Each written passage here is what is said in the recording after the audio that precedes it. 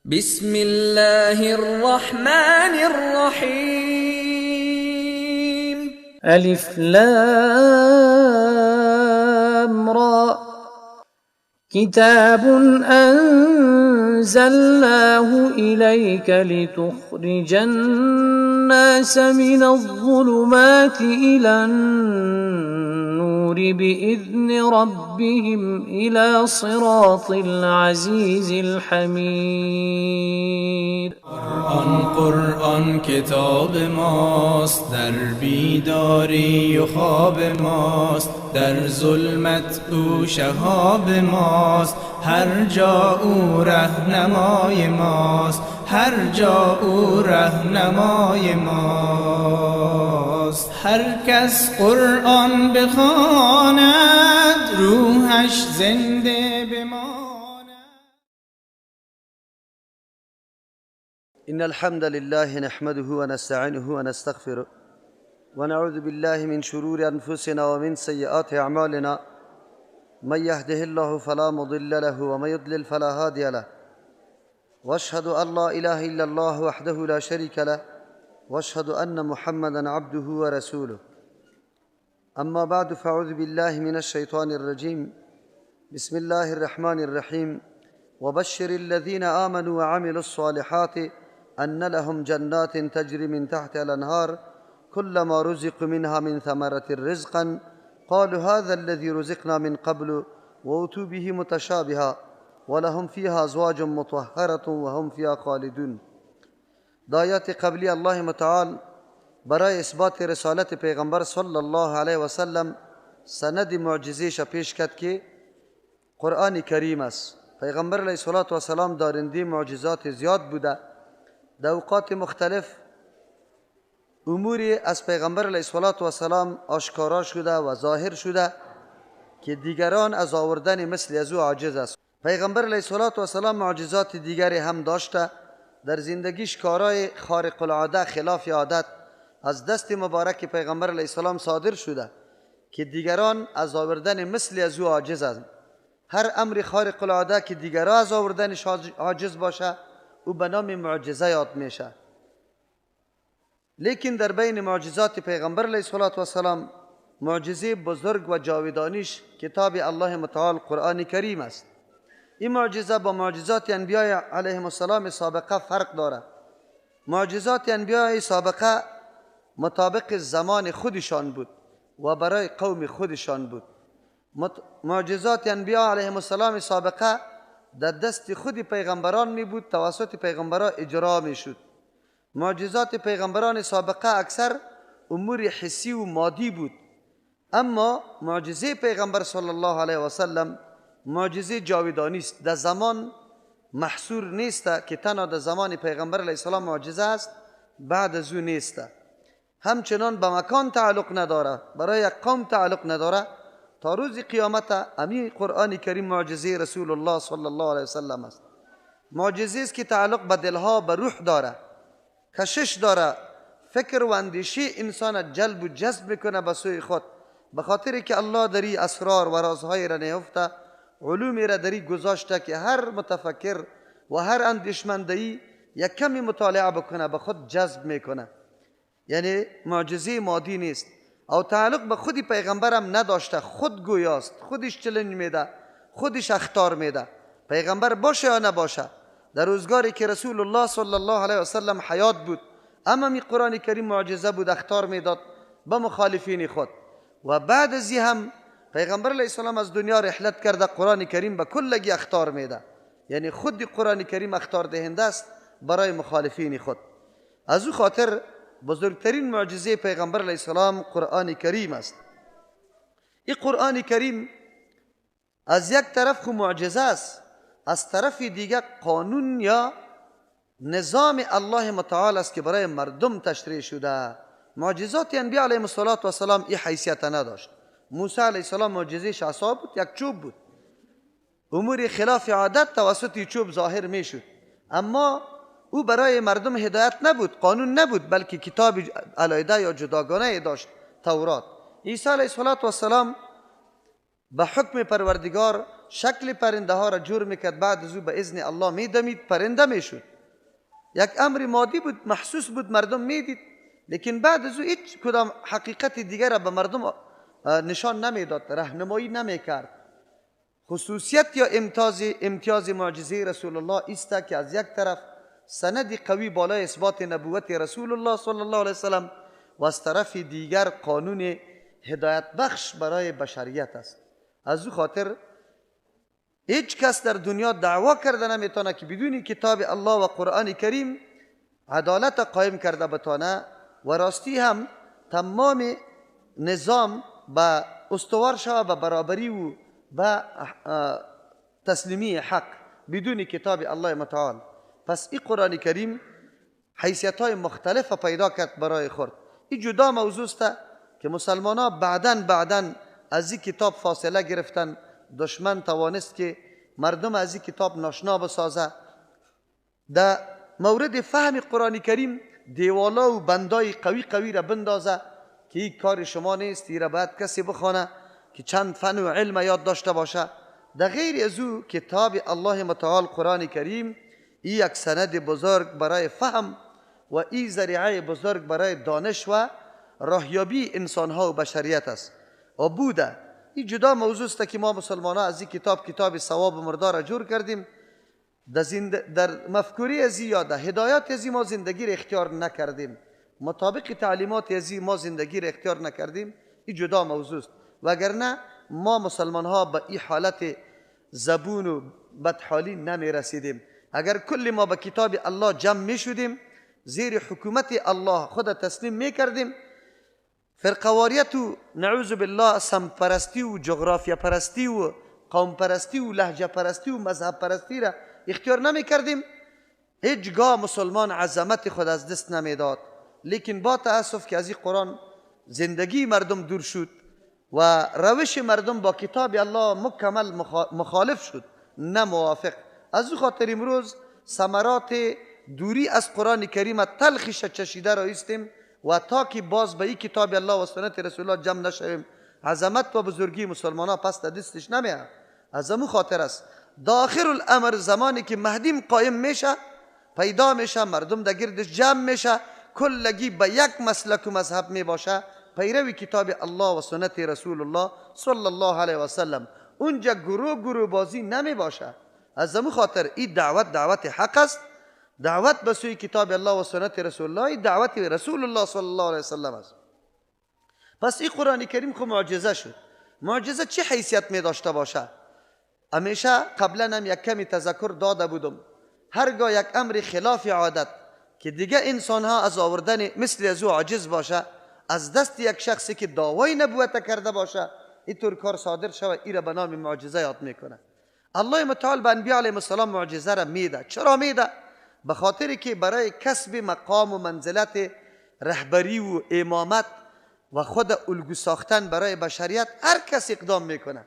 ما میبینیم برای چند روزه گرفتن چوکی یک مملکت چقدر کوشش ها و تلاش ها میشه، محنت ها میشه، چاپلوسی میشه، پول مصرف میشه که برای چند روز من رئیس یک مملکت، رئیس یک اداره باشم. چقدر مردم در این مورد قربانی میده، محنت میکنه. آیا اینطور یک مقام و منزلتی که تو امام و پیشوا برای کل انسانیت شوی، در این مورد خو هر کس تلاش میکنه.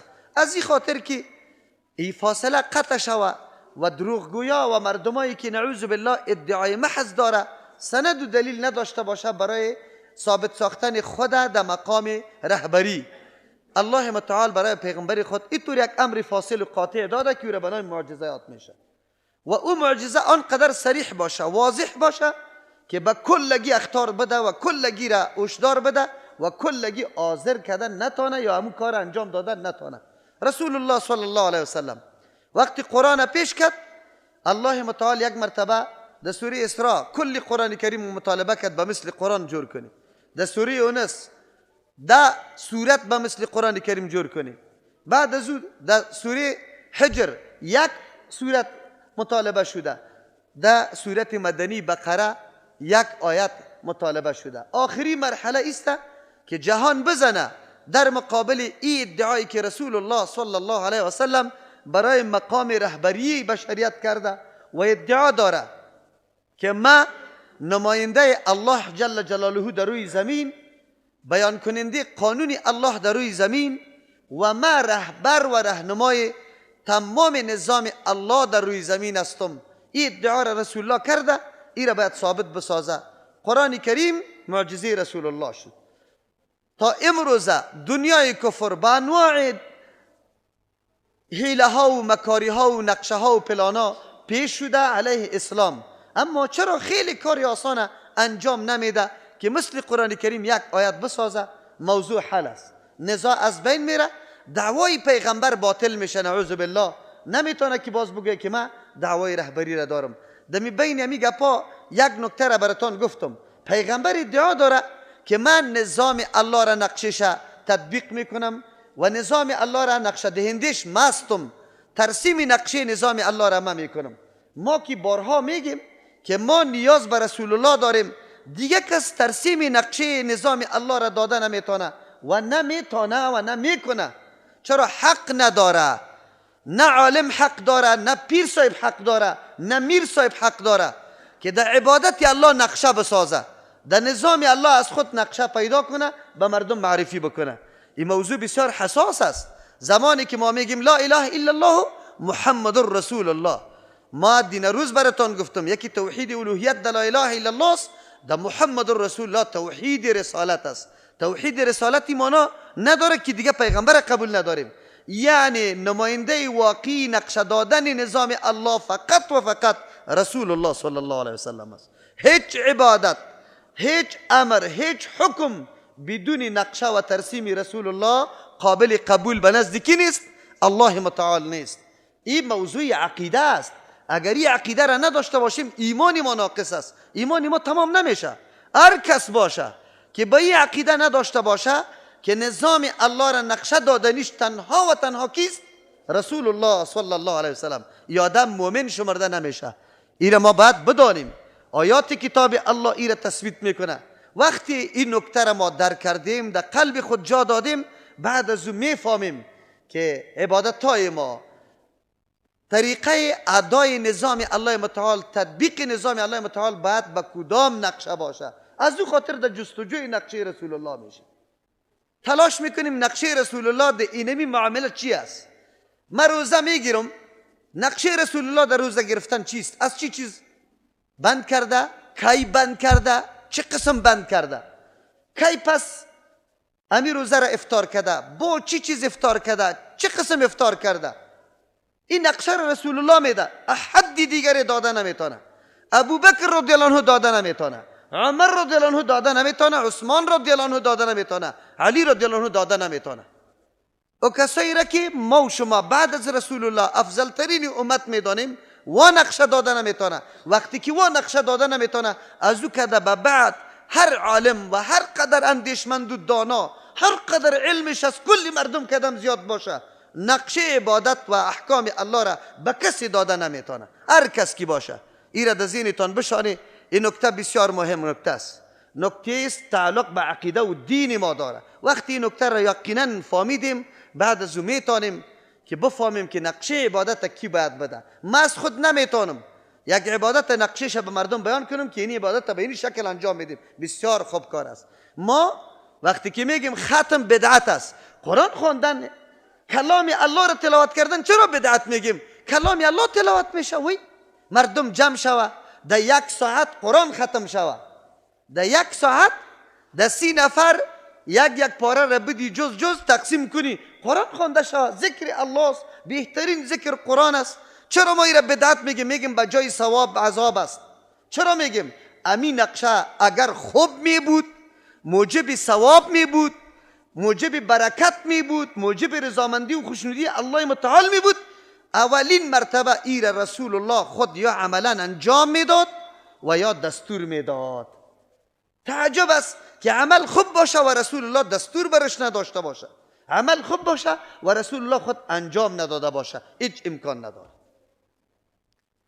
الله معجزه را به پیغمبر به می خاطر بیده که رهبریت و مقام و منزلت از او را در بشریت ثابت بسازه، به مردم، به بندگان خود الله تثبیت کنه که رهبر شما، رهنمای شما در تطبیق نظام ما اینمی شخص است.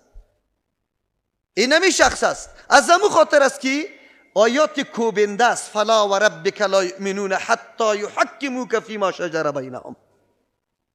در موضوعاتی که اختلاف پیدا میکنی تا وقتی که رسول الله را حکم مقرر نکرده و به فیصلش تسلیم نشده و در قلبتان ادناترین شبه هم باید پیدا نشوه، ایمان کامل نمیشه، مؤمن نمیشه.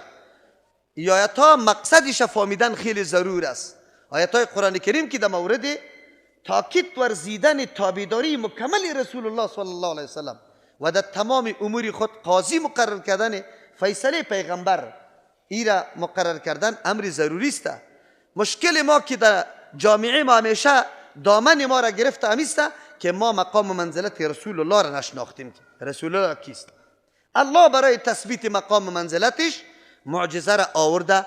تا روز قیامت قرآن معجزه است. اخطار میده، خودش گویاست، خودش چلنج میده. حاجت به کسی دیگری نیست. کسی پیدا شوه که در مقابل قرآن کریم یک آیت مثل قرآن کریم ساخته بتانه. ای که یک تعداد شاید بگویه که قرآن کریم یک کلام عربی است، یک کلام عربی را آدم بگویه. خو این گپا را کسی میدانه که در کلام عربیت آشنایی داشته باشه، مزایا و خصوصیات کلام عربی را درک کرده باشه. در کلام عربی کلام دیگه واری نیست. زید قائم، این زیدن این زیدن قائم، این زیدن لقائم.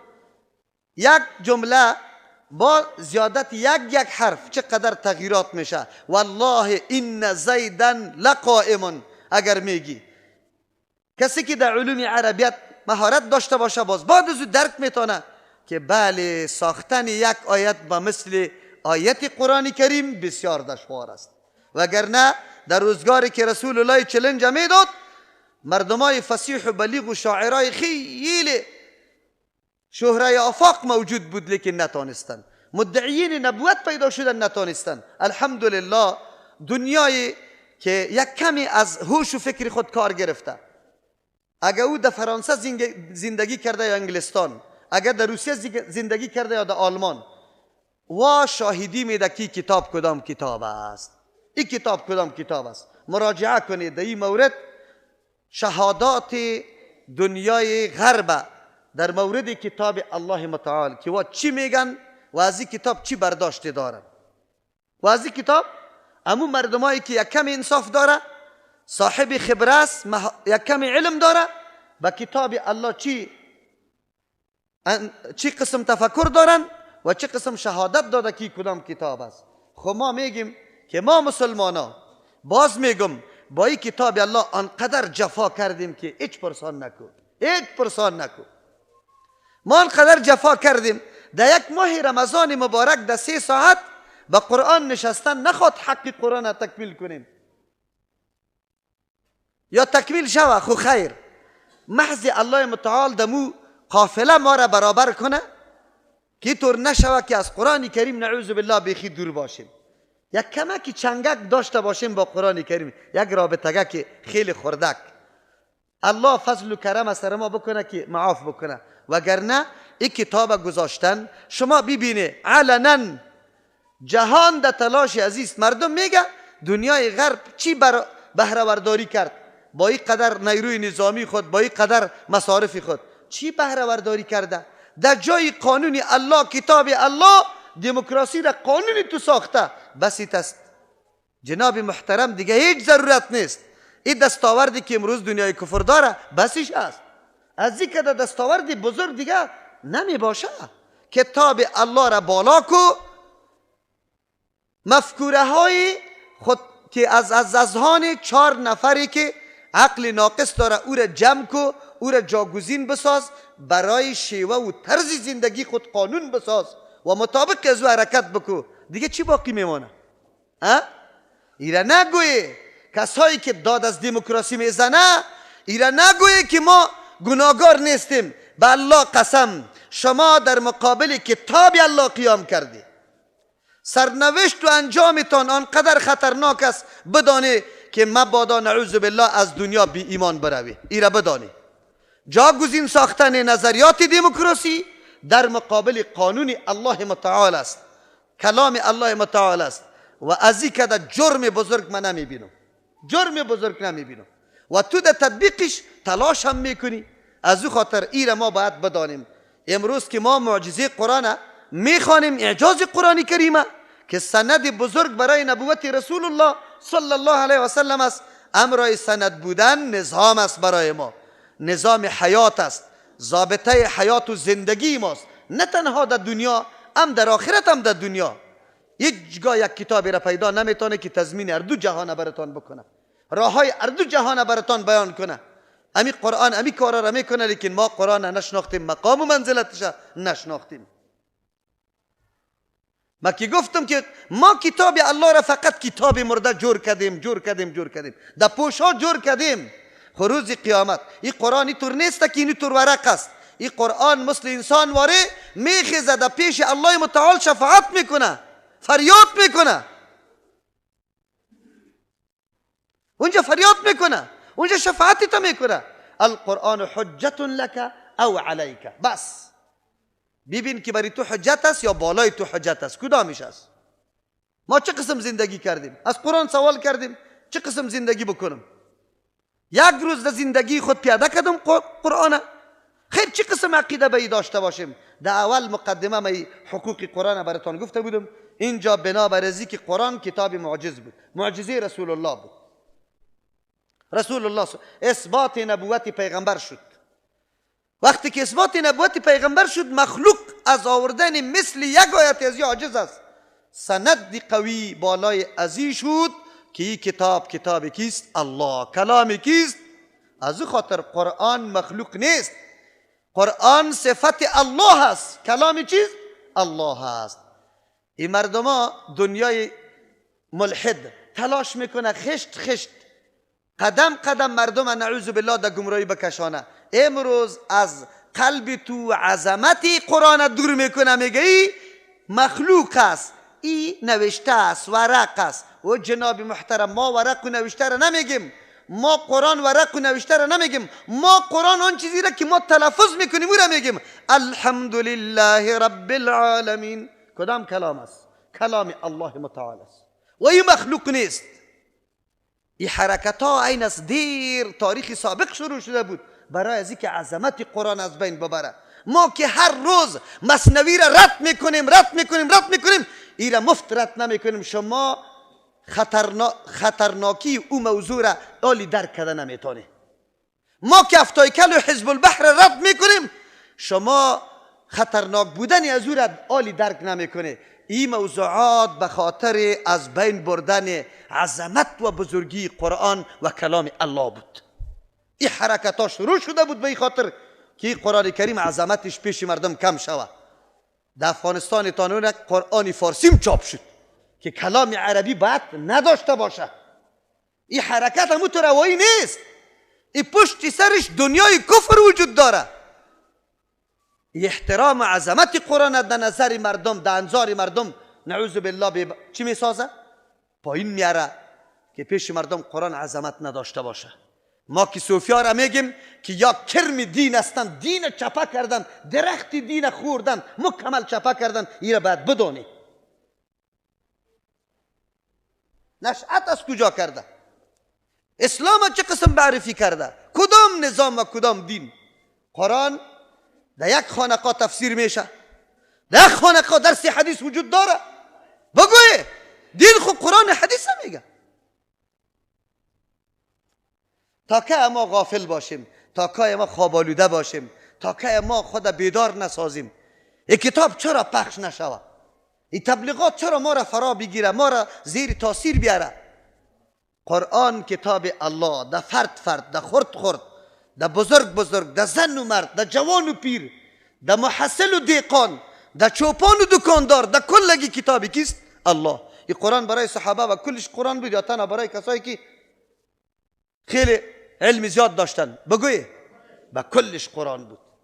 کلگی از این قرآن نور گرفت، کلگی از این قرآن درس گرفت، کلگی از این قرآن کریم همو انسانیت یاد گرفت، شیوه زندگی خدا یاد گرفت. ما چرا یاد نمیگیریم؟ به هر ترتیب الله متعال ثابت کرد. دوم موضوع را هم که اثبات نبوت رسول الله با سوم موضوع که صداقت القرآن است. یک موضوع دیگر اضافه میکنم. معجزه وقتی که امر خلاف عادت که به دست مدعی نبوت صادر شد و دیگه مردم مثل از او را آورده نمیتونه، آیا حالی امی پیغمبر امی معجزه در اختیارش است؟ هر وقت که بخواه امی کار میتونه یا نه که اختیار نداره؟ اختیار نداره، از جانب الله متعال است. وقتی که دمی معجزه دمی امر خلاف عادت پیغمبر اختیار نداره، در دیگه امور خو به طریق اولا اختیار نداره. رسول الله صلی الله علیه و سلم در یک موقع در جهاد رفتن، آب نیست. پیغمبر صلی الله علیه و سلم تلاش میکنه، وقتی وضو است آبی نیست، تلاش میکنه قمرای کسی آب است یا نه. قط یک صحابی آب پیدا شد. پیغمبر علیه السلام انگشتای مبارک در گیلاس یا در مشکی که بوده دو گرفت، بعد از او آب فواره میزد. چرا رسول الله نمیگه دمی زمین که آب پیدا شد؟ همینطور چرا نمیگه؟ به خاطر که تصور غلط، عقیده غلط پیدا نشه برای مردم که رسول الله خالق است. رسول الله چی است؟ نسبت خلقت به پیغمبر نشوه، بله نسبت برکت شوه. چی شوه؟ الله متعال به دعای پیغمبر وقتی که انگشتای مبارک در آب میمانه، آب فواره میزنه، صحابه مشکای خدا پر میکنه، وضو میکنه. آیا رسول الله در هر موقع میکاره میتونه؟ نمیتونه، تا که اذن کی نشوه؟ الله متعال نشوه، قطعا نمیتونه. خو اگر این کار میتونه دیگه کارا هم میتونه؟ نمیتونه. پیغمبر بسیار ضرورت دعوت داشت. در جای 3 اولاد که الله در خردی او را وفات کرد، به پیغمبر 50 اولاد میداد. 9 سیاسر بود، 9 سیاسر زنده، 11 سیاسر نکاح کرده. از هر کدامش بگه 5 اولاد 55 پسر می داشت که پشت سر رسول الله در کار دعوت همینطور مجهز در هر طرف می رفت، کسی در روش گرفته نمیتونست. اما الله متعال موسی فرزند در حالت خردی وفات میکنه، رسول الله دور داده میتونه؟ نمیتونه. خیر ما در مورد اولیاء چرا اینطور تصور داریم که یک ولی را الله جور میکنیم؟ نعوذ بالله. اولاد نمیشه، گرد در زیارت ها گشته است، گاهی در غزنی است، گاهی در مزار است، گاهی در ننگرهار است، گاهی در لغمان است. خیرت است اولادش نمیشه، خیرت است اولادش نمیشه. این کدام الحاد و کفر نیست؟ اولاد کی میده؟ ما چه عقیده داریم؟ اولاد کی باقی میگذاره؟ هست کسی که یک طفل الله بخواه وفات کنه و کسی باشه که بگه نه من نگاه میکنم این قدر عمر داده میتونم؟ بله. این قصه ها و حکایت های دروغین زیاد شنیده، زیاد شنیده که فلانی ولی صاحب در فلان مقام بود، بچگه که خورد وفات کرد، مادرش خیلی خونجیگر شد، اینطور شد. کلش دروغ واهیات است، کلش واهیات است. دین ای را رد میکنه، قرآن ای را رد میکنه. این بدون اذن الله متعال نمیشه. معجزه برای پیغمبر در اختیار الله، کرامت در دست ولی، لیکن در اختیار کیست؟ نمیتونه. اگر در دست یک ولی یک کار خلاف عادت یک دفعه صادر شوه، او نمیتونه هر دفعه. اگر ولی ادعا کرد نمیتونه، که ادعا کرد نمیتونه، دیگه شخص چی میکنه؟ الله متعال در اینجا یا چلنج داد، مسئله اخطار چلنج بود که بیای به مثل قرآن کریم، تحدا بود. یا است که دعوت به مناظره به سوی علمای یهود بود که در مدینه آباد بودن، با سواد مردم، دانشمند مردم. محمد رسول الله در یک خاندان امی، نه پوهنتون نه مدرسه، هیچ چیزام وجود نداره، یک روزم پیش کسی تعلیم نکرده و اینطور کلام که ناشنا است از دهن مبارکش جاری میشه. شما خو علما، شما خو خیلی معتبرین هستی، بیای به مثل پیغمبر صلی الله علیه وسلم یک شخص را حاضر کنی که همین قسم گپا را بگویه. کسی هست؟ نیست کسی. هر دو مسئله در جای خود بجا هست، درست است. الله بعد از خاتمه گفت که فَإِلَمْ تَفْعَلُوا وَلَنْ تَفْعَلُوا. در اینجا غیرت دادن خیلی زیاد شد، تشویق کردن و غیرت دادن تا که کار انجام بده، لیکن نتونستن. الله چی میگه؟ فَاتَّقُوا النَّارَ الَّتِي وَقُودُهَا النَّاسُ. وقتی کار نمیتونه معلوم شد شما دروغگوی هستی، میگی قرآن ساخته خودی پیغمبر است، شما خود خیلی عالم میگیره. او اینطور غیرت دادن که غیر از الله دیگه که هر کس داره جمع کنه، یعنی چیزی امکاناتی که در دست داره نمانشه. باز برش میگه که آوردم نمیتونه، باز برش میگه که از آتش بترسه. در طور حالت از او آتش خود نگاه بکنه. فاتقوا النار التي، اصل جزا محذوف است. فاعبدوا ربکم و آمنوا برسوله، عبادت یک رب بتانه بکنه و ایمان به این پیغمبر بیاره. چرا که عبادت یک رب و ایمان به این پیغمبر سبب چیست؟ وقایه از آتش است. کدام آتش؟ آتشی که برای کفار است. اعدت للکافرین. کسی که منکر از حق میشه، حق چی را میگه؟ اینی گروپ ما و شما میبینیم روشنی، این حق است، ثابت است، واقعیت داره. انکار کرده میتونه که روشنی نیست؟ اینی را میگه حق. حق و چیزی را میگه که ثابت باشه، مسئله خیال و ادعا نباشه. پس از این انکار کردن این کفر است. او کفر جزایش اعدت اتر آتش. کدام آتش؟ آتش انسان ها نیست. آتش انسان ها توسط اسباب و وسایل دیگه که تو جمع میکنی باز پلته میزنی در میگیره. آتش الله هر چیز از درون خود آتش میگیره، سنگ، چوب، انسان، آب، کلش یک دم آتش میگیره. او آتش الله هست. از آتش الله خدا نگاه بکنی. و بشر الذین آمنوا، خوشخبری بده پیغمبر علیه السلام برای کسانی که ایمان آورده. قرآن کریم کتاب دعوت است. دو قسم دعوت داده میشه، یکی به ترغیب و یکی به ترهیب. اعدت للکافرین فاتقوا النار التي وقودها الناس والحجاره. اعدت للکافرین ترهیب است. بسا انسان ها توسط ترس بر راه میآید، بسا انسان ها توسط ترس بر راه نمیآید، او توسط گپای ترغیبی بر راه میآید. از او خاطر یکی از جمله مهارت های دعوتگر است که روان مخاطب خود معلوم بکنه که ای به تهدید زود در راه میآید یعنی که به ترغیب زود بر راه میآید. از خوی خاصیتی از او باید معلوم بکنه. یک آدم توسط ترساندن اطفال و اولاد ما همین قسم است. این دنیای غرب که کوشش میکنه که طفل هیچ نزنی، گپ غلط است، این دروغ است. مراد از زدن طور زدن نه که نقشه ها را دایش جور کنی، مراد از زدن برای ادب است، ترساندن است. اطفال و اولاد هم دو قسم خاصیت می داشته باشه. بعضی اطفال توسط تشویق در راه میاد، لیکن بعضی اطفال توسط تشویق در راه نمیاد تا که ترهیب نباشه. اسلوب قرآن کریم هم ترهیب است و هم ترغیب است. اونجا ترهیب بود، آل تشویق است. ما اگر ایمان میاریم، این را قبول میکنیم، چی است؟ چی پاداشی داریم؟ این دنیا خو برای ما به تکلیف تیر شد.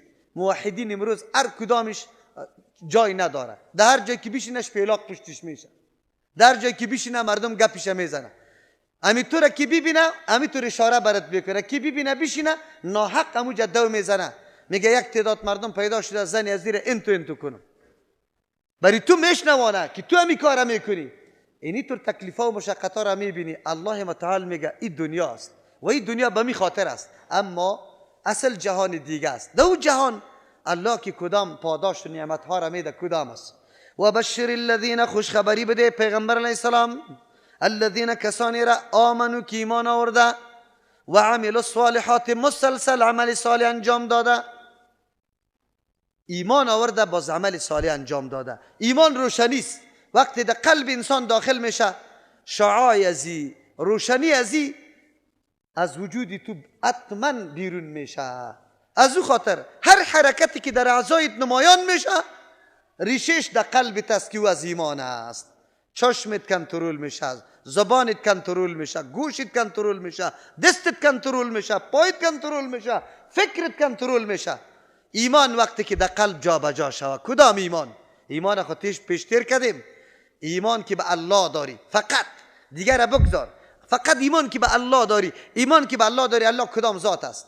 ذاتی که برای پیدا کرده و برای یک هدف و مقصد پیدا کرده و از من خبر داره، از نیت و ارادیم خبر داره، مکمل ثبت و سجل میشه، سرم حساب میشه، در مورد کل نعمت ها از من سوال میشه. چه قسم زندگی را اختیار میکنی؟ ایمان تو را قطعا در بیراهه نمیبره، نمیگذاره تا که تو بیراهه بروی. شرط است که ایمان بیا. رسول الله که 13 سال تاکید میکرد صحابه را فقط عظمت الله در قلب صحابه بشینه، معرفت الله در قلب صحابه بشینه. خود به خود بازی لشکر بگذار در هر میدان و بیابانی که باشه، نخواد که به اندازه یک بلستم نافرمانی یا تجاوز از حدود خود بکنه. چرا که ایمان در قلب جا گرفته، روشنی میده عالی، یارا قطعا در تاریکی نمیگذاره. ایمان جا بگیره. ایمان توسط چی جا گرفته میشه؟ اگر کتاب الله تدریس نشوه، تعلیم نشوه، ایمان از کجا جا به جا میشه در قلب؟ توسط حکایات، خیالات، توسط موسیقی، توسط دیدن فیلم‌ها، توسط نعوذ بالله لاف زدن، تکبر، خودنمایی. ایمان توسط چیست؟ ایمان توسط کتاب الله در قلب انسان جا به جا میشه. اما کتاب الله کجاست؟ کجا تدریس میشه؟ کجا تعلیم میشه؟ بعد از او عمل صالح است. عمل صالح نشأت یا ثمره و میوه امی ایمان است. او ریشه بود. عمل صالح بود، ایمان درست است. اگر عمل ناقص بود، در ایمان نقصان وجود داره. هر قدر که ایمانت قوی میشه، عمل صالح هم قوی میشه. عمل صالح کی را میگه؟ و عمل الصالحات، و انجام داده تمام اعمال صالحه را. مسلمان موسمی نیست، یک رمضان در کل جماعت حاضر است، دیگه وقت جماعت نمیشناسه. یک رمضان تلویزیونش بند است، دیگه وقتا باز تلویزیونش باز چالان است. یک رمضان چرس بند کرده، خود دیگه وقت باز چالان است. یک رمضان شراب بند کرده، دیگه وقت باز نه. مسلمان و عمل الصالحات به طریق تداوم عمل صالح انجام میده. چرا؟ ایمان اینجا وجود داره. رسول الله صلی الله علیه و سلم چرا میگه لا یزنی الزانی و هو مؤمن؟ زنا نمیکنه زانی در حالی که مؤمن باشه. نور ایمان که در قلب باشه، زشتی و نفرت زنا در قلب در پیش تو آنقدر نمایان و آشکارا معلوم میشه که هیچگاه اقدام برش نمیکنی. زمانی که ایمان ضعیف میشه، نورش کم میشه، نعوذ بالله تو فریب میخوری، وسوسه شیطان سرت کارگر میشه و تو فریب میخوری. زشتی و نفرت امو گناه از قلب دور میشه، از ذهن دور میشه، از نظر دور میشه. مؤمن مسلسل در کل عمر خود مؤمن است. و عمل الصالحات، قلبی تا پاک، قلب گپ دایی گپا نیست، گپ دمی گپاست.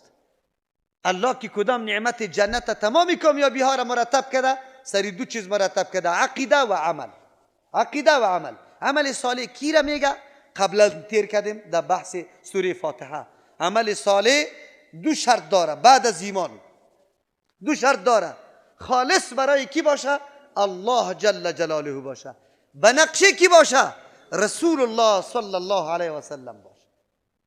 عمل صالح ای را میگه. بعد از ایمان، بعد از شرط ایمان دو چیز باید داشته باشه.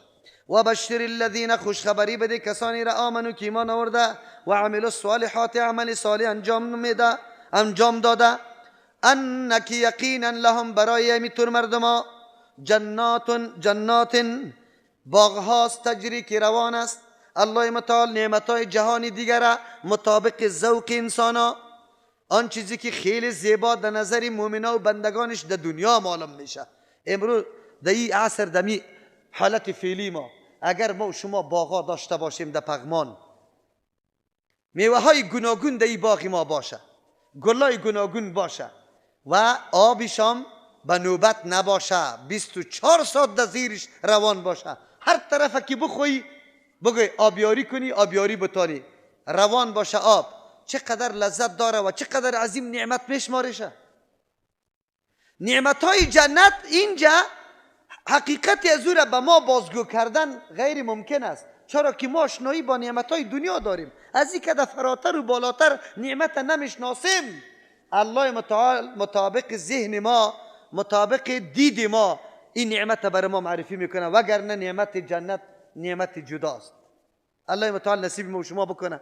خو مطابق امو معلومات ما الله بر ما میگه جنات تجری، باغاست که روان میباشه، من تحت الانهار، در زیر درختها یا قصرهایش جویا، کل ما رزقو، هرگاه که روزی داده میشود به جنت یا منها، ازمی میوه ها، ازمی جنت، من ثمرتین، از میوش، رزقا برای خوراک مردم. قالو میگوین جنتی ها هذا الذی، امو پاداشی است، امو وعده است، رزقنا من قبل که وعده داده شده بود به امرای ما در دنیا، امو پاداش اعمال ماست که در دنیا برای ما وعده داده شده بود. آل اینا الحمدلله از پیشش بهره ورداری میکنیم.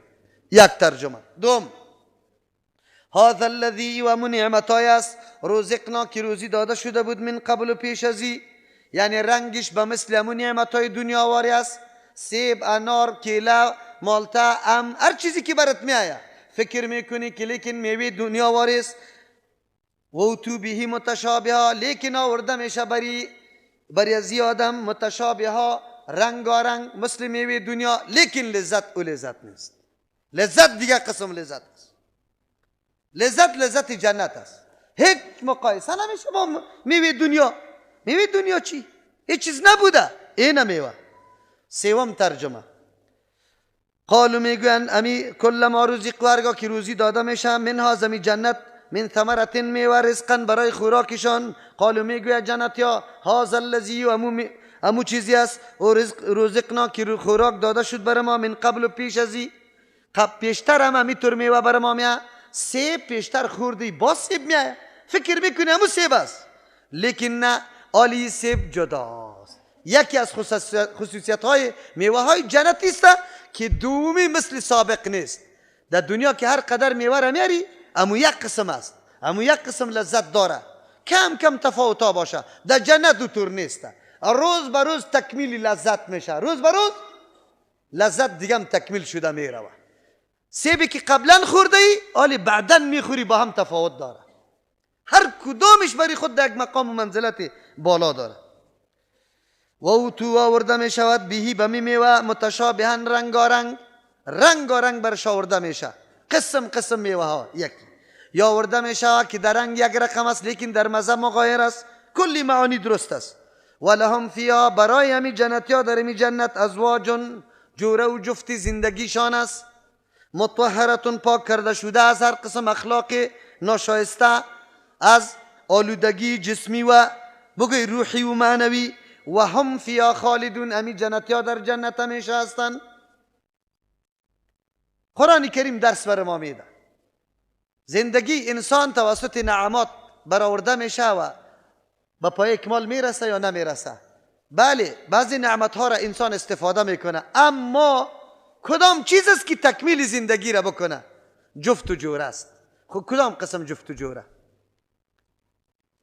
جفت و جوره در زنا بسیار صفت ها می باشه. قرآن کریم اینجا نگفت که زنان خیلی قشنگ و زیبا، مثل که در سوره رحمان، سوره واقعه بر ما می آید فیهن خیرات حسان کانهن الیاقوت والمرجان فیهن قاصرات الطرف لم یطمسهن انس قبلهم ولا جان.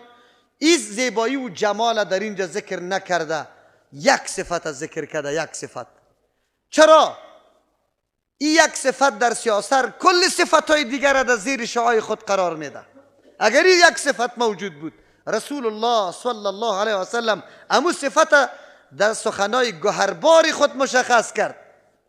تنکح المرأة لاربع لمالها ولجستا لجمالها ولحسبها ولدینها فاصفر بذات الدین تربت یداک. قرآن کریم هم اینجا اشاره میکنه یک صفت در زنا خیلی اهمیت داره، او چیز عفت و پاکدامنی، پاکیزگی. البته پاکیزگی هر دو رقم پاکیزگی، هم جسمی، خانهش چرک و چتل نباشه، از پاس خانهش که بری بوی نده، هر چیزی هر طرف افتاده باشه، سیاسری باشه که هر چیزش جای داشته باشه، منظم مرتب، وجود خودش، کالای خودش، صحن خانهش، اتاقش، همش، اولادش پاک صفا ستره.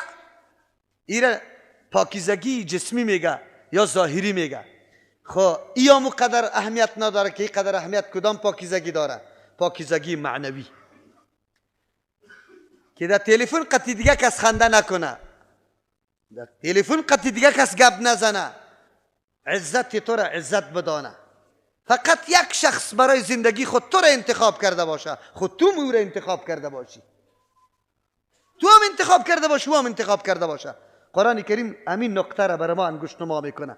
ولهم فی ازواج مطهرتون، دختری که امروز قطعی تو ساجقک میجوه، خنده مذاق میکنه، تا حالی را نکاحت بسته نشده، گاهی هم قطش زندگی را اختیار نکو مردکه، تباه میشی، برباد میشی.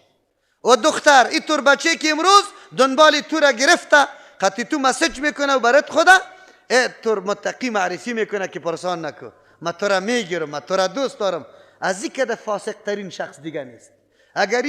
اگری آدمی وزین، آدمی وزندار، با نسب، دیندار باشه، وقتی تو را خوش میکنه از نگاه تقویت، قطی تو قطعا گپ نمیزنه، قطی تو گپ نمیزنه، در تلاش میشه دوست پیدا میکنه که با فامیل تو رابطه پیدا بکنه و تو را خواستگاری کنه. کدام بچه که قطعت مسج میکنه خدا دیندار، من اینقدر علم خواندم، پوانتون خواندم، تهجد میخوانم، و باز قطعی تو رابطه را قایم کرده، اینی آدم نیست، این متدین نیست، دروغ میگه، کاذب است. این کاذب است. اگری وزن داشته باشه از طریق که شریعت برش اجازه داده. شریعت چی اجازه داده؟ شریعت گفته دختر خواستگاری شو از طریق کی؟ در نظام مقدس اسلام مسائل ازدواج یک برنامه خیلی با عزت است، با شرافت است، با کرامت است. دختر حیثیت خدا، مقام خدا در جای خود داره. نفر میره، ریش سفید میره، سیاسر میره، یک شو، دو شو، سه شو طلبگاری میشه که لااقل وزن دختر خود موجود باشه. دختر خودش قط یک بچه برو بخیر، کدام شرافت و عزت بری تو باقی مانده؟ از او خاطر قرآن کریم برای ما درس میده چه قسم زن اختیار کنیم و چه قسم شوهر اختیار کنیم، چه قسم باشه. یک تعداد باز چی میگه؟ من خوب میشم، تو را میگیرم، باز من خوب میشم. ازادی معلوم میشی، چت و فت شرابی تا خورده رایستی، موسیقی را میشنوی، لوچکی تا بیبی، باز تو طلب، باز میگی آینده خوب میشم. من از دیالی نخت کار دارم.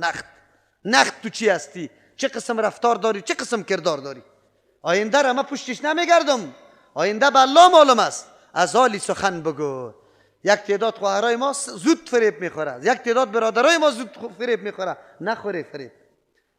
زندگی زن و شوهر شما ببینی یگانه چیزی که رول مهم در تغییر دیانت انسان داره او کدام است؟ بگه مسئله همراهی است. قرآن کریم در سوره فرقان براتان گفتم یا لیتنی لم اتخذ فلانا خلیلا، فلانی را دوست نمیگرفتم. او دوستی که شب و روز خطیت است، که اولادت هم زندگیت هم به او تعلق داره، او را چی رقم دوست باید بگیری؟ چه قسم دوست باید باشه؟ لا اقل از الله بترس، الله را بشناسه یا نه؟ که تو نباشی عزت و کرامت تو را پایمال نکنه. همینطور دوست اختیار میکنی یا نه که دوستی که بالکل نباشه.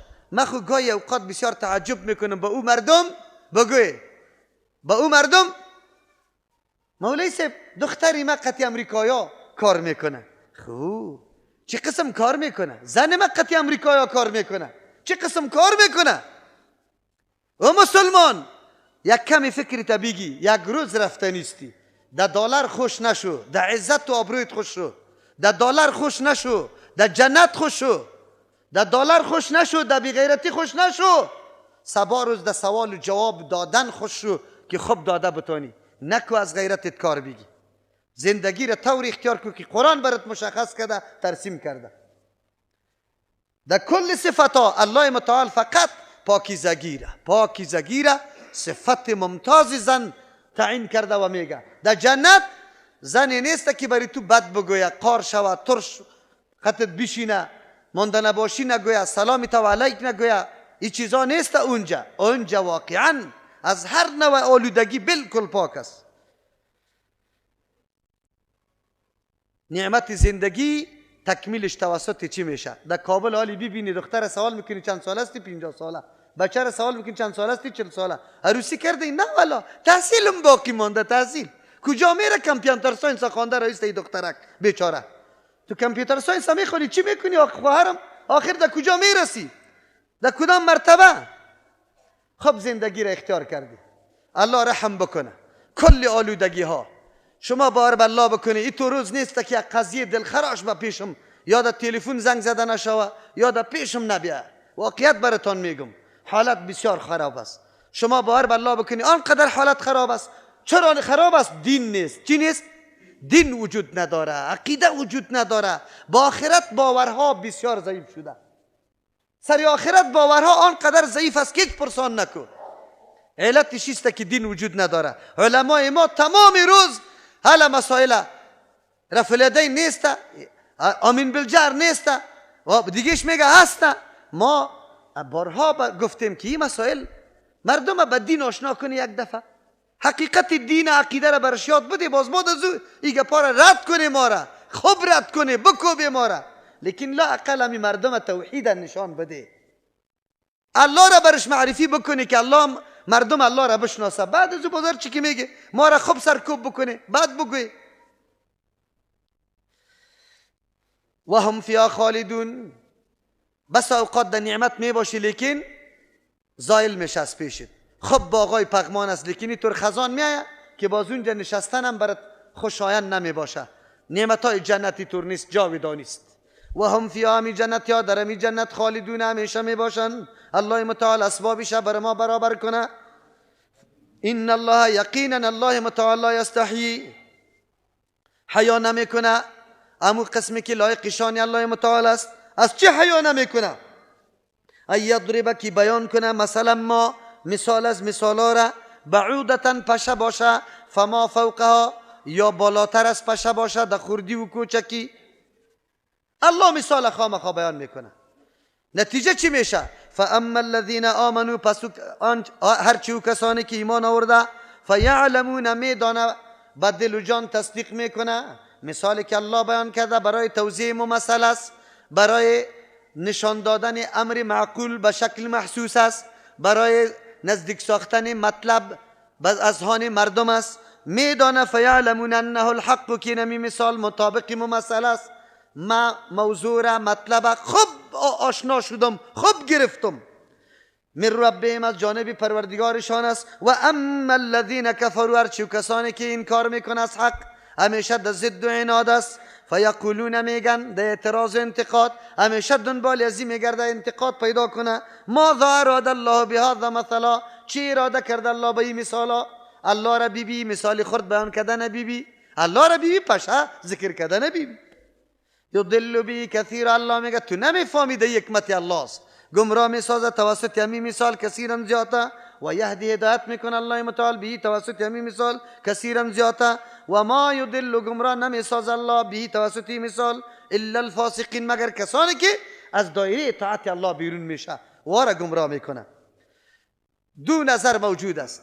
وقتی که در اینجا بالا الله متعال دعوت داد، چالش داد که اگر شما میگی کلام الله ساخته خودی پیغمبر است، بری به مثل کلام الله.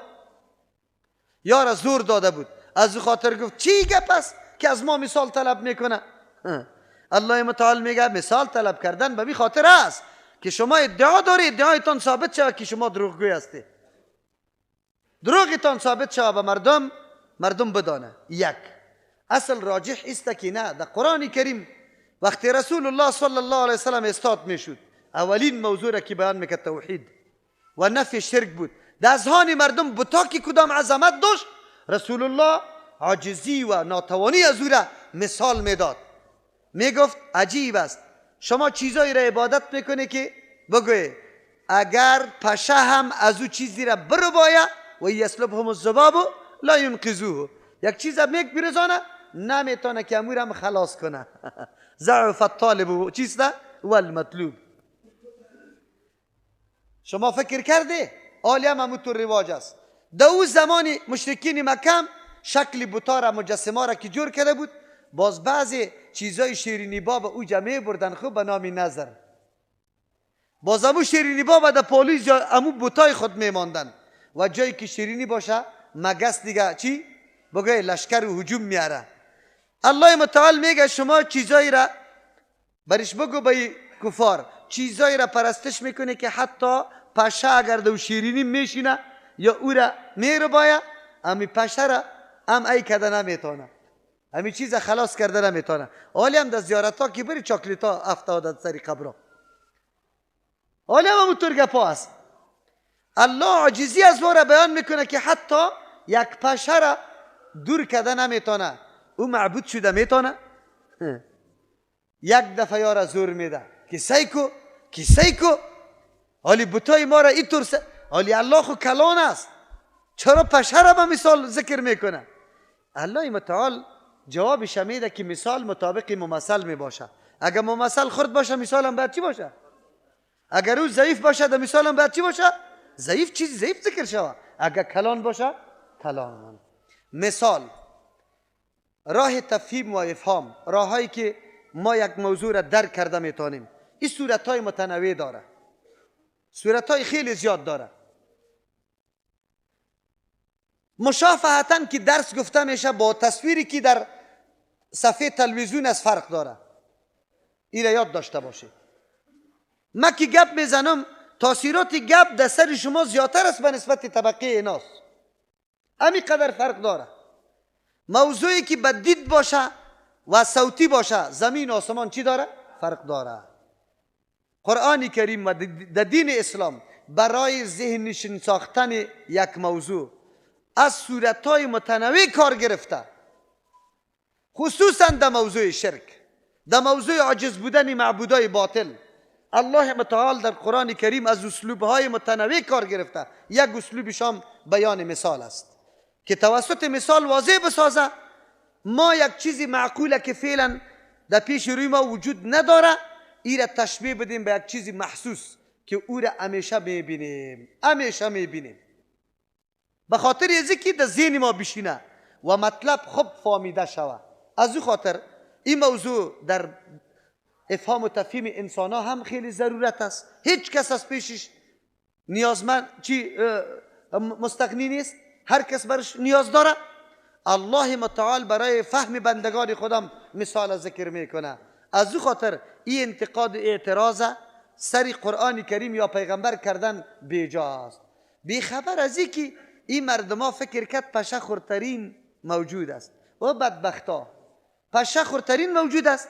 اگر در خلقت و پیدایش الله متعال شما دقت بکنه باز براتان واضح میشه که در یک موجود خرد چقدر ظرافت و باریکی را الله در کار برده.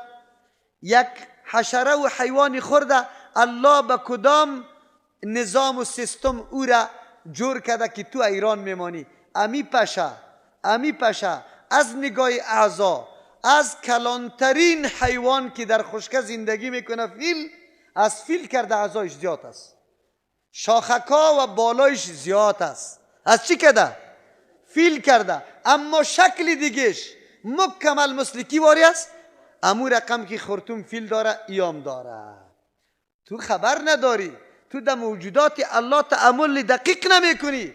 اگر تأمل دقیق بکنی اونجا در میابی که الله کدام ذات حکیم است، چقدر قدیر است، چقدر علیم است. تو خبر داری که پشگکی خورده میبینی امو پوستی دبل فیل میزنه قطیمویکی خیلی باریک این از مغزی از او چی میکنه؟ خون کش میکنه. اینمی پشگک. تو خبر داری که کدام خرطومی امی پشگک است. این لوله باریکی است که در جهان نخواد مثل ازی واری لوله باریک تالی را ساخته شده باشه. سوزنا هست پیچکاری میکنه لیکن او خیلی لک است. کدام نیشی که پشه داره بین ازی سوراخ است لوله است و این لوله چه قسم دی پوستی دبل تیر میشه؟ بی قدرتای الله متعال. بال بری پشه داده که با مجرد پرواز کسی بالی پشه را دیده میتونه از دست تیزی و آنقدر حساس است با مجردی که توی نیالی قصد بکنی که من میرم میزنم وقت پشه چی میکنه؟ این حساسیت از کجا پیدا شده؟ تو در یک حشره نظام دقیق الله را مطالعه کن. تو در یک حشره اگر واقعا تفکر داشته باشی درک میکنی صفات الله را که الله کدام ذات است. تو هنوز انتقاد میکنی. باز امی پشه که شما خورد برش میگه میتونی ساخته؟ میتونی ساخته؟ نمیتونی. قرآن کریم این واقعیت برای ما بیان میکنه که از کجا شروع میشه. در قرآن کریم تقریبا 31 جنس از حیوانات چی شده؟ بگوی بیان شده، ذکر شده. در اول چیزی که بیان شده خردترین حشره است که پشه و آخری که بیان شده فیل است در الم تر کیف بگه فعل کیف الم تر کیف فعل ربک باصحاب الفیل، فیل ذکر شده. ببینید تناسبه، اینجا کدام حشره اونجا کدام حیوان بزرگ، اردویش در ساختمان وجود یک قسم و یکی به ضد دیگه تقریبا، و این خردترین و او بزرگترین. ببینید که قرآن کتاب الله چقدر نکات عجیب و غریب داره. ایره مردم میگه ایره اعجاز بعد الوقوع، یعنی پسان شما نکات پیدا کرده میتونی که قرآن کریم چه قسم تناسبات در بین ذکر اشیاء داره که یک چیز در کجا ذکر کرده، دیگه شده کدام موقع ذکر کرده و چه قسم ذکر کرده. بیایم در اصل مطلب. ان الله یقینا الله متعال لا یستحی، حیا نمیکنه. حیا صفت الله متعال است، صفت فعلی الله متعال. در صفت غیر صفت فعلی صفت اسمی الله است. ان الله حی، الله چیست؟ حی، بسیار حیاناک است. حیا صفت الله است. مثل انسان باره یک صفت داره. حیای انسان خو از خجالتی آدم عرق میکنه، ایره ما شما حیا میگیم. یعنی انفعال نفسی است، نفس متاثر میشه از یک چیز. ما یک قاعده را همیشه یاد داشته باشه، خواهرها و برادرها، و در ذهنتان باشه که اشتباهات براتان پیدا میشه. این بیگام انشالله یک برادر برام زنگ زده بود که مولوی صاحب تو خود گفتی که الله جسم نداره، کسی به جسمیت الله قائل باشه کافر میشه. چرا که اون در کتاب خودی که شما که توضیح کردی اونجا نوشته است که برای الله دست است، برای الله ساق است، برای الله عین است. ما برش گفتم بیادرکم بله او ثابت است، خو ما پیش گفتیم که لیس کمثلی شیء. این قاعده را همیشه در ذهنتان باشه که به مثل الله چیزی نیست. وقتی که من یاد گفتم ذهن تو نره به دست انسان یا به دست چارپای یا به دست یک چیز دیگری. چرا که الله لیس کمثل شیء است. از همون خاطر ما میگیم که کدام صفت کدام چیز به الله ثابت باشه چی را قید قطعش میمانیم؟ امو قسمی که لایق شان کیست؟ لایق شان الله است. تجسم نمی کنیم، تمثیل نمی کنیم، تاویل نمی کنیم، تعطیل نمی کنیم، تشبیه نمی کنیم. صفت به الله ثابت میکنیم، چرا خودش ثابت کرده، اما کیفیتش به کی حواله میکنیم؟ به الله. امو رقم که لایق شان کیست؟ اینیالی حیا صفت الله است. امو رقم که لایق شان کیست؟ در صفات همیشه عقیده اهل سنت والجماعت، صحابه، تابعین، تبع تابعین است که هر صفتی که در قرآن و حدیث به الله ثابت است خو بگوی کیفیت به ما معلوم نیست. امو رقم که لایق شان الله متعال است. ان الله یقینا الله متعال لا یستحی، حیا نمیکنه. امو رقم که لایق شان الله است. این یضرب که بردتن پشه باشه، فما فوق، یا بالاتر از او در کوچکی، در خردی از او که در بالا باشه.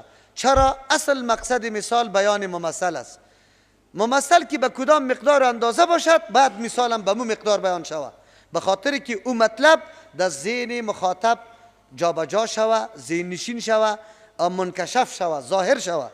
از او خاطر اینجا عاجزی بوتا که حتی پشه نمیتونه از خود رانده و چیزی را از او خلاص کرده نمیتونه، بسیار مناسب است که مثالشان به چی داده شود؟ به پشه داده شود. فاما الذين آمنوا، پس هرچی کسانی هستند که با ایمان آوردن، فیعلمون انه الحق. آلی الله جواب میده که چرا مثال بیان میکنه؟ اول فایده که از این میگیره مومنا میگیره. مومنا کسایی که ایمان آورده، فیعلمون میدانن انه الحق، که نمی مثال حق است. حق چی مانا؟ مطابق ممثل است برای توضیح کدام چیزی که الله ای را ذکر کرده، بالکل او چیز خوب واضح ساخته و خوب چیست دلنشین و در پیش ما منکشف ساخته. من ربهم، از جانب پروردگارشان است. و اما الذين كفروا، هرچی کسانی که کافر هستند انکار از حق میکنه، فیقولون، میگویند، و بجای از اینکه از تأمل و تدبر کار بگیره، پرده عناد و ضد از دمی روی چشمای خود دور کنه، یک کمی فکر بکنه و فقط دنبال انتقاد است. چی میگه؟ ماذا اراد الله، چی چیز اراده کرده الله بهذا مثلا، با این مثال. الله جواب میگه یضل به کثیرا، الله گمراه میکنه توسط مثال بسیاری را. چرا؟ این مردم کلام الله را به باد انتقاد و مسخره میگیره، باور سرش نمیکنه، نعوذ بالله، دیگه هم این مردم ها چی میشه؟ در کفر خود نعوذ بالله پخته میشه. خو الله گمراه میکنه و یهدی بی کثیرا، هدایت میکنه خیلی زیادی دیگر هم، و هم کثیر. اینجا کثرت به اعتبار یکی در مقابل یکی دیگه نیست که هم کثیر باشه هم کثیر، دو دل کثیر شده نمیتونه، یکیش کثیر دیگه قلیل میباشه. اینجا هر کدام به اعتبار ذات خود، مردم زیاد است، زنام زیاد است. در ترجمه چقدر نفر است؟ والا مردم زیاد است، زنام زیاد است، اما این در صورتی که هر کدام در جای خود. اما به نسبت یکی دیگه اگر بگیریم، زنا زیاد است از چی کرده؟ مردا کرده. اونجا باز میتونیم. اینجا در ذات خود هم الله گمراه ها را زیاد میکنه و هم کسی را که هدایت میکنه. خیر وقتی که الله گمراه میکنه، گناه از او چیست دیگه؟ و چرا عذاب داده شوه؟ الله جواب میگه و ما یضل، گمراه نمیسازه، به توسط مثال الا الفاسقین، مگر کسایی که و از دایره اطاعت الله خارج میشه. الله به کلگی همی وسایل امکانات تفکر و تأمل داده، اندیشیدن داده که فکر بکنه در تمامی او چیزا. یکی از او چیزا مثال است، در مثال هم تأمل بکنه، تفکر بکنه. امی اسباب وسایل تفکر و تأمل به کلگی یکسان است، پیش کافرام پیش مؤمنام. مؤمن بینمی وسایل انوزم علمش بالا میشه، معرفتش به الله اضافه میشه، سر صفات الله دیگه ایمانش قوی میشه، درک میکنه که الله کدام ذات علیم و خبیر است. اما کافر بجای از اینکه تأمل بکنه، اعجازی بگوی خلقت الله را در این مخلوقاتش مشاهده بکنه، بجای از این زبان طعنه، زبان استهزار، زبان عیب جویی را ایرا شروع کرده. اما استعدادی که الله به مؤمن داده بود امرای کافران بود. کافر گرفت و استعداد برعکس استعمال کرد، غلط استعمال کرد، از او خاطر الله گمراه کرده شد. آلی الله ظالم نیست، خودش گرفته استعداد خود از دست داده. فاسقین کیست؟ الذين ينقضون عهد الله، کسانی هستند که و مشکنانه پیمان الله را من بعد میثاقی، پس از محکم کردنش. پیمان امرای الله داره، بعد از اون محکم شده، پس از اون قطع میکنه. انسان که گناه میکنه کی گناه میکنه؟ آدم که وقت فساد میکنه در گناه مبتلا میشه، زمانی میکنه اولین چیزی که تو را مانع هست و نمیگذاره رابطه تو با الله متعال است. هر انسان پیمان داره. پیمان انسان به الله چیست؟ دو چیز است، یا امو فطرت شعلور، امو ذهانت یا استعدادی که انسان وادار به پذیرش حق میکنه که در وجود هر انسان الله گذاشته از ازل. امی فطرت یک نوع تعهد و پیمان به امرای الله است، به امرای الله است. چرا؟ به طور مثال براتون بگویم، وقتی که تو یک کسی را داخلت دادی در صنف خود، کدام کتاب یا ورق یا چیزی را که برش دادی، باید اینمی شاگرد مطابق همون ورق زندگی خود پیش ببره، نشوه که ورق پاره کنه. چرا؟ ورق گرفتن در صنف داخل شدن یک پیمان است. وجود ما با آمدن اموی استعدادی که سبب پذیرش حق میشه از طرف الله متعال، یک نوع پیمان است. باید امی استعداد ما در کار درست پرتیم، پیش بریم، این را غلط استفاده نکنیم. یک نوع پیمان است. میثاقش توسط چی میشه؟ این پیمان میثاقش توسط آمدن کتاب الله و پیغمبران الله. پیغمبران الله میایه، ما اینمی استعداد ما را دیگم رشد میده، دیگم ای را چی میکنه؟ بگوی روشن میسازه که ای مردکه رای توی نمیسته، این دنیا اینی قسم حیثیت داره، توی در فلان جای میروی، اینی قسم بری تو مناسب است که کار بکنی. انبیاء علیهم السلام اینمی استعداد تو را دیگم شگوفا میسازه، روشن میسازه. پس این میثاقی شد. یا دوم توجیه است که مراد از خود پیمان در ازل که الله متعال از پشت آدم علیه السلام کلی ارواح را خلق کرد و برش گفت که الستو بربکم قالوا بلا، کلی ارواح اقرار کرد که چرا نه، تو رب ماستی. بعد از آمدن پیغمبران علیهم السلام امو عهد ازلی دیگم تاکید شد، مؤکد شد. اینالی تا وقتی که اینمی عهد و پیمان یک کسی در نظر میگیره گاهی در بیراه نمیره. یگانه چیزی که ما را اداره میکنه که نعوذ بالله فساد نکنیم، صله رحمی را قطع نکنیم، دزدی نکنیم، شراب نخوریم، گناه نکنیم، امی پیمان است، اینمی تعهد است. از همون خاطر اقرار ما و شما لا اله الا الله محمد رسول الله یک ریسپان است که ما و شما را بسته کرد.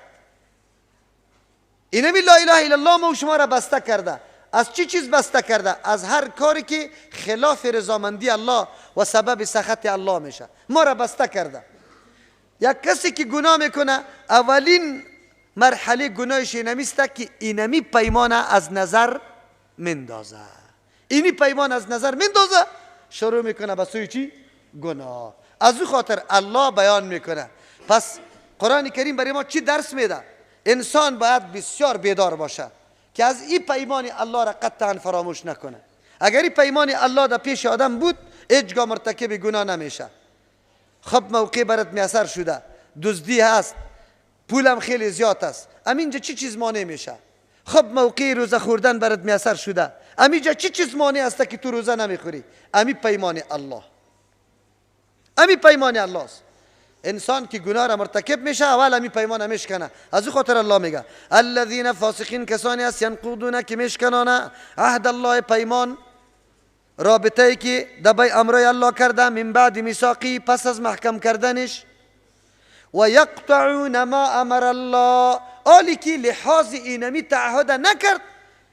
الله خبرت گفته بود که هر چیز وصل کو، هر چیز وصل کو. مامورات الله کلش وصل میشه. نماز وصل میشه. نماز صبحی آمد الله برات میگه وصل کو خدا، بخیز وضو بکو، نمازی تا بخوان، وصل کو خدا به الله. بخی پس شوی تبکو، روزی تبیگی، وصل کو خدا به الله. بخی از مالت زکات جدا کو، وصل کو خدا به الله. کل چیزا وصل است، وصل است به امرای الله متعال.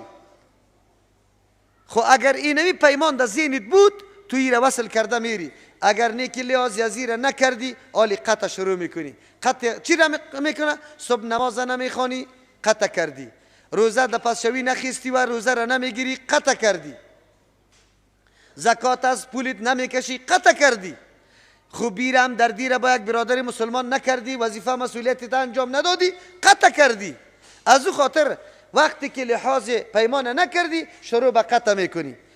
و یقطعون ما امر الله، قطع میکنه آن چیزی را که الله امر کرده، بهی به او چیز ایوس والا که پیوست کرده شوه، پیوند داده شوه، نگذاری که قطع شوه، نگذاری که قطع شوه. تواصل و پیوندی تا قایم کو.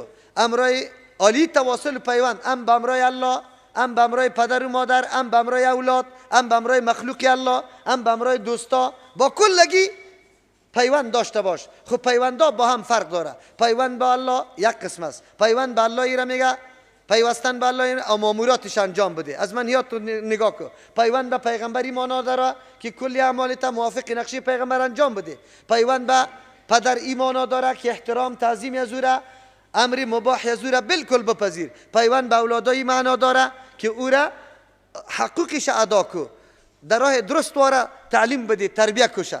پیوند با مخلوق، همسایه، با دوستا، هر پیوند بری خود صورت داره. پیوند با استاد، پیوند با درس، پیوند با درس ترجمه چی را میگه؟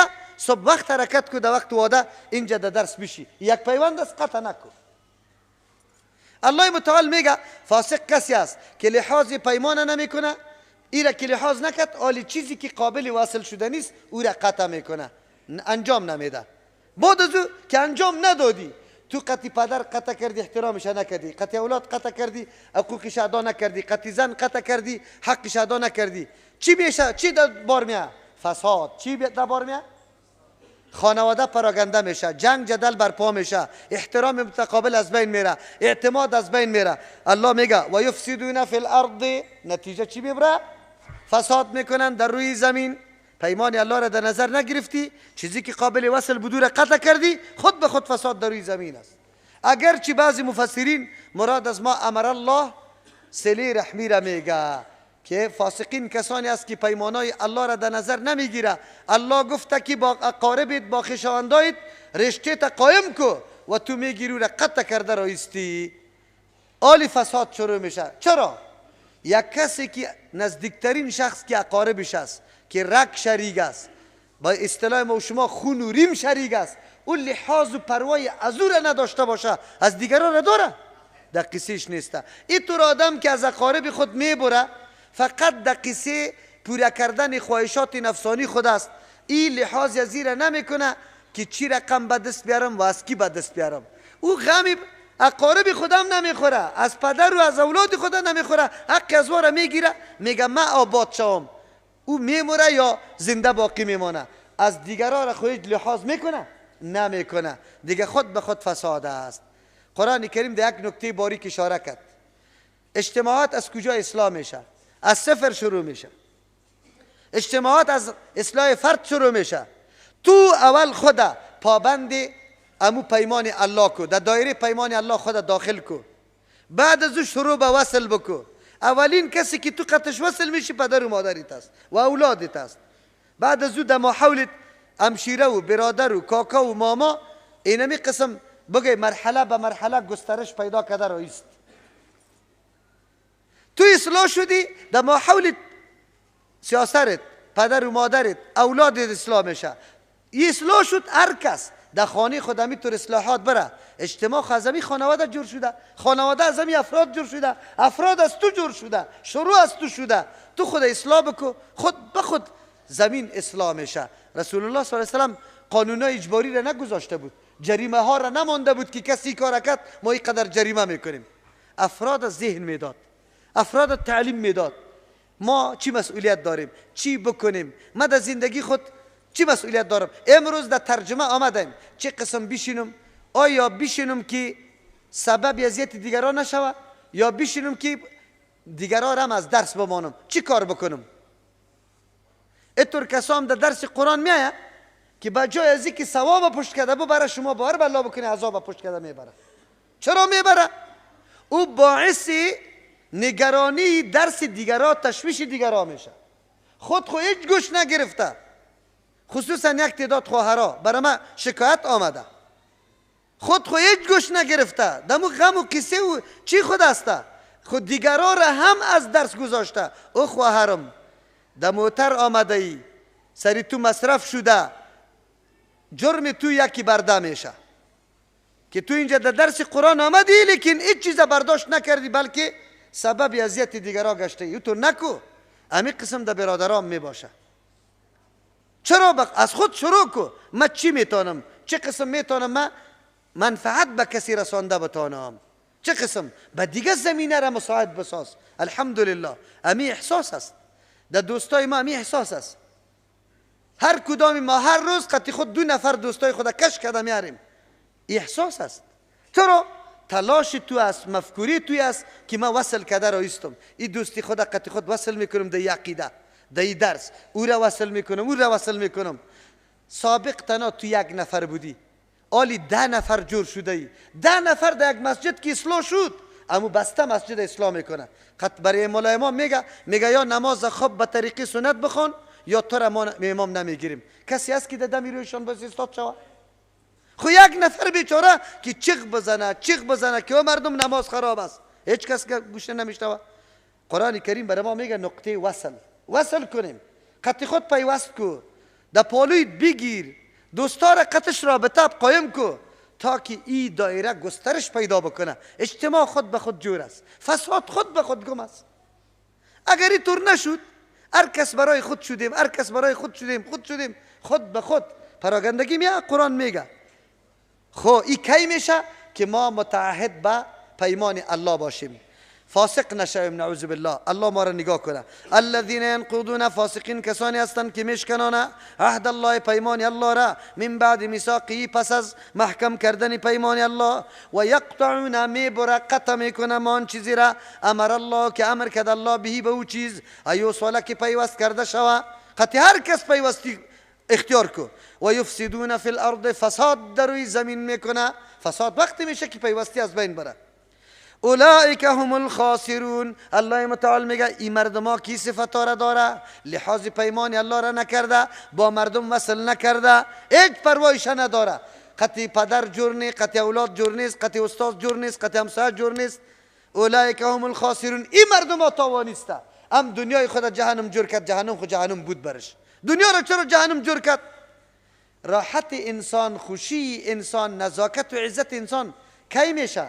که هر کس تو را احترام بکنه، هر کس تو را تقدیر کنه. اگر هر کس با چشم بدبینی به تو ببینه دشمنی، زندگی تو چی به درد میخوره؟ میخوره؟ خساره کردی. الله برات امکانات داده بود، استعداد داده بود، وسایل، زمینه، فرصت، همه چیز برات مهیا بود. ما یک انسان اگر امروز ما بخوایم، امروز ما بخوایم، ما امروز میتونم چندین دوست به خود پیدا بکنم، چندین دوست با مفتی گپ پیدا میکنم. میرم پالش بعد از ترجمه قرآن کریم در دکان 4 دقیقه میشینم. چی میکنی؟ دکانداری. خیلی خوب، السلام علیکم و رحمت الله و رمضان مبارک است، چقدر ماه پر برکت بود. والا اینه در دکان آمدی، الله برات اجر بده، رزق حلال پیدا میکنی. در یک حدیث شنیدم که دکاندار 2 اجر داره اگر نیتی صحیح داشته باشه. یک اجر خو رزق حلال پیدا میکنه. اگر این نیت کرده باشه که می همسایه ما به خاطر یک پاو بوره این در شار نروه، ما همیجا نزدیک برش مهیا کردیم، اینجا یک ثواب دیگه هم گرفتی، به منیت یک ثواب دیگه هم گرفتی. الله برات اجر بده. باز خصوصا که تو دکانداری خیانت نکنی، دروغ نگویی، از انصاف و عدالت کار بگیری، الله برات اجر بده. وقتی که میخواستی بیادرک ما پیشید آمدم، بسیار تشکری، الله برات اجر بده، خوش شدم، دنبال رزق حلال میگردی. نمیشه که صبح از 5 تا 8 تا وقت دکان چند بجه اعلام میکنی؟ 8 و نیم 9 بجه. خو تا او وقت چی میکنی؟ والا صبحکی که پشوی را بخوریم باز قرار خو میکنیم. خومیا بیا که یک جای میبرم در درس، یک روز قطمه برو، یک روز تو اینجا بیار شه، یک روز تو اینجا بیار، در یک روز تو میتونی اقدر وصل بکنی، پرسان نکو. او برادر سباب برادر دیگر رابطه میکنه، او برادر دوست دیگه داره، او برادر دوست دیگه داره. اجتماع اسلام میشه یا نمیشه؟ قرآن به این نکته اشاره میکنه. اجتماع اسلام میشه. یکی با دیگه اینمیطور پیوند کرده رایستیم. روزی بیایه که ما صاحب هتل بگویم که نه ای اینترنشنل ایتا دیگه چی کو، ایره تنها به مردا الاکو، به زنا سالون دیگر آماده کو. ما فعال شویم، ما خود در حرکت پرتیم، ما یک کمی زنده شویم، ما خود مسئولیت خود بگیریم. اصلاح اجتماع از کجا شروع میشه؟ قرآن برای ما میگه. و در جمله خاسرون نرویم که استعداد ما، وقت و فرصت ما، امکانات ما از دست ما بره و ما چیز نکرده باشیم. کیف تکفرون بالله و کنتم امواتا. پس موضوع توحید الله را الله باز دوباره میکنه. خود چی رقم؟ به این طور نکته دقیق الله اشاره میکنه که جهان تا امروز میزنه، تحقیق است، کوشش است، محنت است، راز حیات و زندگی را مرگ پیدا کنه که مرگ و زندگی از کجا نشأت میکنه، چه قسم میآید. اعضاها را بدن خو در حالت ساختن شدن، ولی یک کالبد، یک جسد روح انداختن یا حیات بخشیدن امیر چطور کنه؟ تا امروز جهان زده رایسته. خود تا آلی را بگوی راز یا سری زندگی و مرگ پیدا نتانسته. چرا این تعلق به کی داره؟ الله یحیی و یمیت. الله است که زنده کننده و مرده کننده است. جهان 1000 سال بزنه این کار نمیتونه. چرا این صفت خاصی کیست؟ الله جل جلاله. این صفت خاص از الله است. انسان تو وجودی تا نظر بکو، خدا که میبینی کی وجود برات بخشیده، کی حیات برات داده. بعد از او این اعضایی که در خود میبینی و در کدام مهارت و مستوا که خدا برتر میتراشی، کی برات بخشیده. آیا میشه که همینطور ذات آدم فراموش کنه و سجده را به دیگه کس بکنی؟ کیف تکفرون بالله. چه قسم انکار میکنی از الله، از توحید و وجود الله متعال. و کنتم امواتا. دلیل در وجود خودتان بالای توحید الله، بالای موجودیت الله موجود است. کدام است؟ و کنتم امواتا. شما نیست بوده، مرده بوده، یعنی نیست بوده. فاحیاکم. شما را زنده کرد، الله وجود براتان بخشید. خب این دیگه کس میتونه؟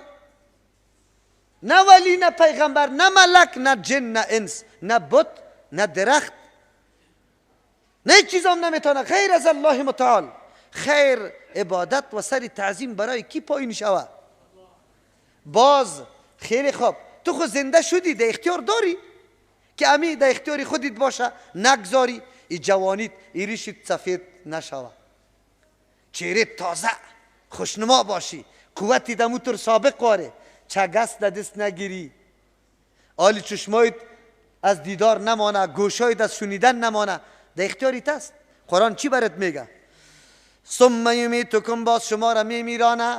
اگر شما میخواستی، گاهی نمیخواستی که بمریم، میخواستی، معلوم شد در اختیاری ما نیست. زندگی ما الله بر ما وجود داده، خود زندگی ما در اختیاری ما نیست، امانت بر ما داده. چیزی امانت باید امانت سپرده شوه، به کدام سیستمی که برات تسلیم کرده او کلش امانت سپرده شوه. وجودی ما امانت، اعضای ما امانت، استعداد و قابلیت ما امانت، فکر ما امانت، اندیشه ما امانت. اما قسمی که الله برات دستور داده اما قسم استفاده بکو، غلط استفاده نکو. چشم است امانت است، درست استفاده بکو. قطش فکر است امانت است، غلط استفاده نکو. الله میگه ثم یمیتکم، باز شما را میمیرانه، ثم یحییکم، بعد از شما را زنده میکنه. اینطور هم فکر نکنی که همین دنیا اینا آمدیم، هر چیز زدیم، خوردیم، نوشیدیم، هر طرف رفتیم، لهو لعب، مستی، مذاق، هر چیز تیر شد. نه، قرآن کریم برات گفت که ثم یحییکم، از این مردن پس زنده میشه. خب که زنده شیم چی؟ الله برات میگه غافل نشو. ثم الیه ترجعون، باز خواست به سوی الله بازگشت شما کرده میشه. چرا بازگشت میشه؟ چرا بازگشت میشه؟ یک تلفن میگیری، کسی از پیش سوال کنه چرا بالا کردی، هدفش میگی به این خاطر بالا کردم، زنگ میزنم، قطعی کسی کار دارم، هدف دارم. الله این نظام کائنات بی هدف پیدا کرده، این انسان به این وضعیتش پیدا کرده، این را بی هدف پیدا کرده. کلا قطعا نه، یک سوال کرده میشه. از این نعمتهای خود الله سوال میکنه، از وجود ما، از این نعمت قرآن سوال میکنه، از این ساعت و لحظه درس تفسیر ما سوال میشه. الله متعال سوال میکنه، نمیگذاره طور. ثم الیه ترجعون، باز خواست به سوی الله بازگشت شماست. مورد بازخواست، مورد بازپرس قرار میگیری. خیر که قرار میگیریم چطور میکنیم؟ خواهرای ما، برادرای ما که امتحان میشه وار خطاست که پرسان نکو، شو تا صبح خو نمیکنه، امتحان است. چی میشه؟ کامیاب شوی ناکام شوی، ناکام شوی قرار خانه پدر هستی، هیچ گپی نیسته، مشکل برات نیسته. و به جای ناکامی اونجا، و به جای ناکامی اونجا که باز آتش جهنم یک دفعه در پیش نظرت بیار، بعد از او ببین که چه قسم میتونی طاقت و توان داری یا نه.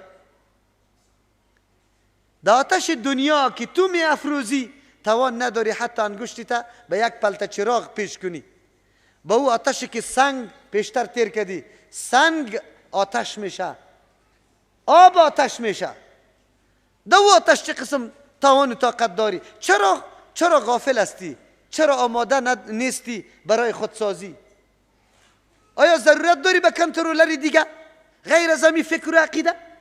اگر همین فکر و عقیده قطعت باشه بس نیست برید که تو کنترل شوی، هیچگاه تجاوز به حق دیگران نکنی، مسئولیتی تا بشناسی، بالکل کفایت میکنه. ولی افسوس است دوری از قرآن ما را غافل کرد، از آخرت غافل کرد، از مسئولیت غافل کرد. هو الذی، الله ذاتی است. بیا دیگه آلی تو را اقرار و اعتراف سرت میکنه، اقرار و اعتراف. هو الذی، الله ذاتی است. مقام و منزلت تو انسان الله برات نمایان میکنه، شناسایی میکنه. انسان تو میشناسی خدا؟ در کدام منزلت تو مقام قرار داری؟ خبر داری یا نه؟ هو الذی، الله ذاتی است. خلق لکم، که پیدا کرده برای منفعت مصلحت شما، منفعت مصلحت شما. اما چیز خادم است انسان مخدوم، اما چیز محکوم است انسان حاکم.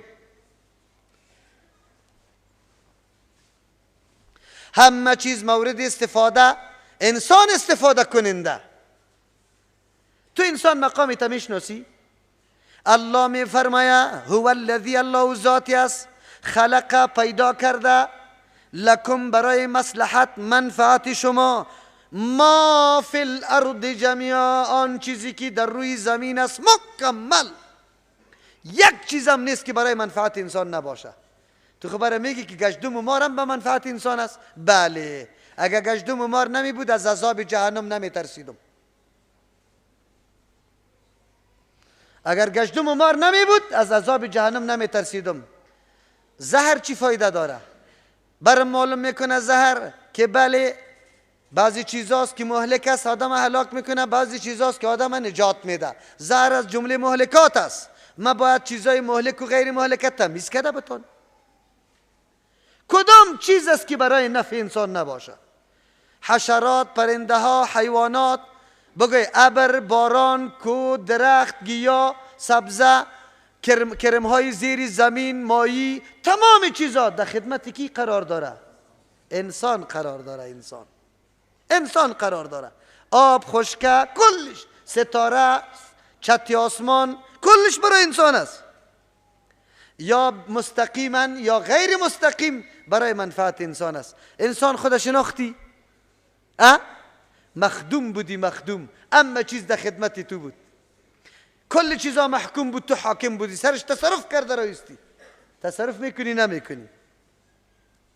خیر وقتی که قدر مقام و منزلت داری تو مسئولیت داری یا نه؟ که اگر مسئولیت انسان تنها همی چیز باشه مثل که یک عده مردم دایی تصور غلط رفته که مهنت کو، زحمت کو، پیدا کو، سرم شکم زده برو، 4 روز ساتیری بکو، عیش و عشرت بکو، شراب و کباب بکو، بخور، بنوش، خو کو، برقص.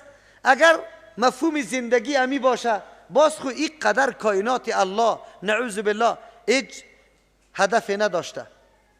انسانی قسمی انسان نه، انسانی که واقعا برای انسانیت الگو شوه، نمونه شوه. رسول الله صلی الله علیه وسلم چهره انسانیت به مردم انکشاف کرد. چه قسم زندگی کرد، چه قسم یتیم پرورش داد، چه قسم ما حول خدا او غلاما، او مردم بیگانه، او مردمی که چهره صحیح نداشت یا شکلش خراب، او مردم را چه قسم نوازش داد، چه قسم تربیه کرد، چه قسم زندگی امرایش کرد. فضای زندگی چه قسم بود، اول چه قسم بود، بعدن چه قسم شد. اما فضای مردم دیهاتی، مردم کوبند، مردم دشت و بیابان، مردمی که شب بروز زد و خورد، زدن کندن، حتی زن انسان فکر نمیکرد. میراث به کسی میدادن که فقط سری اسب سوار شده بتونه جنگ بتونه. امو مردم مبدل به کدام مردم شد، به کدام زندگی شد، چی فضا به بار آورد. انسان به این خاطر در دنیا آمده که انسانیت قایم کنه، نظام الله را در زیرش پیروی کنه، احکام الله را قایم بسازه. تو به این خاطر آمده ای، هدفی تا بشناسو انسان، بفهمی قدر و قیمتی تا. بعد از او چی میگه؟ ثم استوى الی السماء، بعد از او الله قصد کرد به سوی آسمان، ایران برای منفعت انسان. فسواهن، برابر کرد الله متعال امی آسمان ها را، 7 سماوات، 7 آسمان. به کدام کیفیت، چه قسم، الله خوب میدانه. از چی چیز سوال میکنه؟ آسمان ها از چی چیز ساخته شده؟ بیا درک ما از آسمان نامدیم که از چی چیز ساخته شده. بیا گپی زمین بزنیم، بیا که زمین آباد کنیم، پشت آسمان نگرد. خیر است. قرآن برای ما از او مخلوقات و کائنات امو قدر بر ما میگه که ما فهمی ما کار میکنه دیگه میگذارشه. ای دنیای کفر که کمند انداخته رایسته و تلاش میکنه که اهل سیاره را پیدا بکنیم. چی را اضافه کردن؟ بجز از بگوی تعجب و تحیر در چی؟ نظام قدرتی کی الله متعال. دیگه چیز اضافه کردن؟ کدام مرض دوا کردن؟ چقدر مصارف سری از او میشه. اگر اون مصارف به بشر توزیع شود تقسیم شود کلگی از فقر و گرسنگی میبرایه. لیکن در کجا مصرف میشه او برای چی؟ چرا؟ الله متعال زمین جای زندگی برای کی مقرر کرده؟ انسان. نه مهتاب و زحل و عطارد و مشتری و پلوتون و نیوتونشه وار تعیین نکرده. بروا بجز از که فقط امی قدر حیران بمانه در قدرت الله که قدرت الله چقدر قدرت است. دیگه چیز فایده کرده نمیتونه. خوب برای نفع انسان است. و هو بكل شیء علیم. الله به تمام چیزا علم داره. خالق کی شد؟ پیدا کننده کی شد؟ رزق ما را کی داد؟ تدبیر زندگی ما را کی کرد؟ و سری کل حالات ما کی آگاهی داره؟ خیر عبادت برای کی شود؟ چرا به پیر صاحبا سجده میکنی؟ چرا به ملا صاحبا رکوع میکنی؟ چرا به قماندانه و حاکما قیام میکنی؟ عبادت خود مخصوص الله متعال است. دعوا شد و هو بكل شيء علیم. راستی تا نبگوی در مقابل این دلیل کسی گفته میتونه که نه؟ دلیلی که دیگه تو هیچ نمیتونی که یک کمی پای کج بگذاری. الله همی قسم قناعت بری تو داد. چرا؟ به خاطری که تو را پیدا کرده، عظمت برات داده، مقام تا بشناس. عالی آسمان ها هم بری تو پیدا کرده، خو لیکن نعمت های معنوی دیگرم. تو انسان چی وظیفه داری خیر؟ وقتی که کل کائنات برای تو شد، تو چی وظیفه داری؟ الله وظیفه انسان مشخص میکنه، خلیفه روی زمین. انسان خلیفه چیست؟ خلیفه معنیش چی هسته؟ نافذ کننده حکم الله در روی زمین. هر کدام ما تلاش میکنیم، محنت میکنیم حکم الله برقرار شود. کی برقرار شود؟ کی برقرار شود؟ حکم الله دو قسم است. یکی حکم انفرادی است که هر کس به تنهایی برقرار میکنه، یکی حکم اجتماعی است که توسط اجتماع برقرار میشه. هر دوش مسئولیتت پیش توست. حکم انفرادی را نماز است، فرض است، حکم الله است، سری خود قائم میکنیم و خلاص نافذ میکنیم حکم الله را. روزه است، سری خود نافذ کردیم. حکم اجتماعی، اگر کسی زنا کرد سنگسار شود، اگر کسی قتل ناحق کرد قصاص شود، اگر کسی دزدی کرد دستش بریده شود، نظم برابر شود، امن بیاید. این توسطی کی میشه؟ یک شخص در بین اجتماع که اهلیت این موضوع را داشته باشه انتخاب کن و کلگی فرمانبرداری از او در داخل چوکات نظام الله حرکت بکو، زندگی بکو. این را میگه نافذ کردن حکم الله. اما ما چی کرده ایم؟ یک تعداد ما خود سری احکام انفرادی الله سری خود تطبیق نکردیم، غافل بیخبر. باز که وقت حکم اجتماعی جور میشه، اجتماعی کسی نگفت که می کسی را ما انتخاب میکنیم این عقیدت داره یا نه، مسلمان هست یا نه، به ارزش های اسلامی باور داره یا نه. این امی حکومت که به دست میگیره مقصد حکومت گرفتن چی است؟ کسی سوال نمیکنه. تنظیم بازی است، سند بازی است، بگوی سیاست بازی است. دل دل شده روان هستیم، دل دل شده روان هستیم. امروز در کدام مستوى زندگی ما شده؟ یک مملکت کوچک چند پاچا پیدا میکنه، چند اجرا کننده پیدا میکنه، روزگار بد. خیر ما به الله چی جواب بگیم؟ وظیفه ما خواهی بود که خلافت نافذ کردن حکم الله در روی زمین. ما یک حکم الله را نافذ نکردیم، نه انفرادی را نه اجتماعی را. وظیفه کجا رفت؟ انبیاء علیهم السلام که میآید به خاطر میآید که احکام الله نافذ شود، ام اجتماعی و ام انفرادی. و تلاش و کوشش ما، وظیفه ما همینطور باشه که لااقل اگر در اجتماع دست ما نمیرسه، در انفراد خود میرسه. اما چیزی که در وسع و توان خود ماست سری از خود کار بکنیم، سری نفس خود کار بکنیم، حکم الله را سری خود نافذ کنیم. الله می فرماید و اذ قال ربک للملائکه، قابل یادآوری است در آن وقتی که می فرماید، این ترجمه را مکمل میکنیم. و اذ قال ربک، قابل یادآوری است در آن وقتی که فرمود الله متعال، ربک پروردگار تو، للملائکه به ملائکه، انی جاعل فی الارض، مگرداننده استم در روی زمین، خلیفتن، شخصی را یا کسی را که نافذ کننده احکامی ما باشه. الله متعال به ملائکه میگه، قال میگه ملائکه تجعل، یا میگردانی فیها در روی زمین، من کسی را یفسد فیها که فساد میکنه در روی زمین، و یسفک الدماء، میریزان خونا را، و نحن نسبح، ما به پاکی یاد میکنیم، و نسبح بحمدک، به پاکی یاد میکنیم پیوسته امرای ثنا و صفت تو، و نقدس لک، و ما پاک سازی میکنیم زمینه برای تو که آلودگی شرکی گپا باقی نمانه. قال، فرمود الله متعال، انی اعلم، ما میدانم ما او رازا و مصلحتا را، لا تعلمون که شما نمیدانی. و علم، تعلیم داد آدم علیه السلام الاسماء، نامها را، کلها، چیزای ضروری مورد نیازه تمامیشه نامایش تعلیم داد. ثم عرضهم، بعد از او پیش کرد الله متعال اسما را علی الملائکه، بالای ملائک. فقال، گفت الله متعال، انبئونی، خبر بده مرا، به اسماء هؤلاء، به نامهای اینمی چیزا، این کنتم صادقین، اگر شما در دعوای خود راست میگی، یعنی قابلیت خلافت داره، از شما کده دیگه کس قابلتر پیدا نمیشه، اهلیتش داره. قالو گفتن سبحانک، پاکیز برای تو یا الله از اینکه ما انتقاد یا اعتراض داشته باشیم، بلکه ما استفسار میکنیم، ما وجه را معلوم میکنیم که چرا اینطور مخلوق پیدا میکنی، برای ما یک وجه معلوم شود. لا علم لنا، نیست علم برای ما الا ما مگر امو مقدار علمتنا که تو تعلیم داده ای ما را. انک انت العلیم الحکیم، یقینا تو الله نه کسی دیگه العلیم علیم استی، مصلحتا رازا را تمامیشه، الحکیم هر کار به مصلحت نمیکنی. قال یا آدم، گفت الله متعالی آدم علیه السلام، هم خبر بدی برشان، به این ملائک تو معلم شو به اسمائهم، به نامهای چیزایی که بری تو تعلیم داده شده. فلم با انباهم، هرگاه که خبر داد واره به اسمائهم، به نامهایشان. قال، گفت الله متعال الم اقل لكم، آیا براتون نگفته بودم انی اعلم، که یقینا من میدانم غیب السماوات، چیزای پوشیده آسمان ها را، پنهان آسمان ها را، والارض از زمینه، و اعلم میدانم ما آن چیزی را تبدون که شما آشکارا میکنه، و ما کنتم تکتمون چیزایی را که شما پنهان میکنه.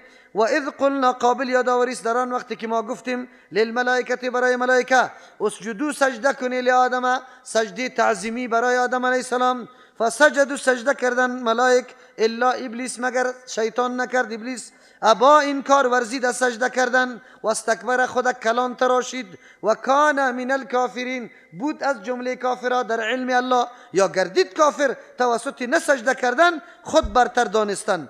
و قلنا، ما گفتیم یا آدم علیه السلام، اسکن، زندگی کو، انت خودت، و زوجک، همسرت، الجنت، در جنت، و کلا بخوری منها از جنت، رغدن به فراخی و خوشگواری، حیث شئتم، از هر جایی که شما خوش داره، ولا تقربا، نزدیک نشویم، هذه الشجره، به درخت، فتکونا، میگرده، من الظالمین، از نقصان کننده خودتان، به خود نقصان میرسانه. فازلهم الشیطان، پس لغزانید اردور شیطان، عنها، از اینمی جنت، یا به سبب امی درخت، فاخرجهما، کشید اردوره امی شیطان، مما از نعمتا، یا از جنت، کانا که بودن فی دو. و قلنا، گفتیم بری آدم علیه السلام، اهبطوا، پایین بروی، بعضکم لبعض، بعضی از شما برای بعضی دیگرا عدو، دشمن می باشه. ولکم، برای شما، فی الارض، در روی زمین، مستقر، جای قرار است، یعنی جای زندگی، و متاع، جای نفع گرفتن است، الهین، تا یک تاریخ، اگر نفع گرفته پس در اینطور مقام آمده میتونی. فتلقا، آموخت، تعلیم آموخت آدم علیه السلام، من ربی، از جانب پروردگار خود، کلمات، چند کلمه را، فتاب علیه، الله رجوع رحمت کرد بالای آدم علیه السلام. انه یقینا الله متعال، هو امی الله، نه کسی دیگه، التواب، بار بار توبه قبول کننده، الرحیم، رحم کننده است. قلنا اهبطوا، ما گفتیم پایین بروی، من هذه جنت، جمیعا، تمامیتان، فاما یأتینکم، اگر بیا برایتان، اگر بیا خامخا برایتان، منی، از جانبی ما، هدن، پروگرام جامعه هدایت، فمن تبع، کسی که تابعداری میکنه، هدایت، از پروگرام هدایتی ما، فلا خوف علیهم، نیست ترس بالایش، ولا هم یحزنون، غمگین هم نمی باشه.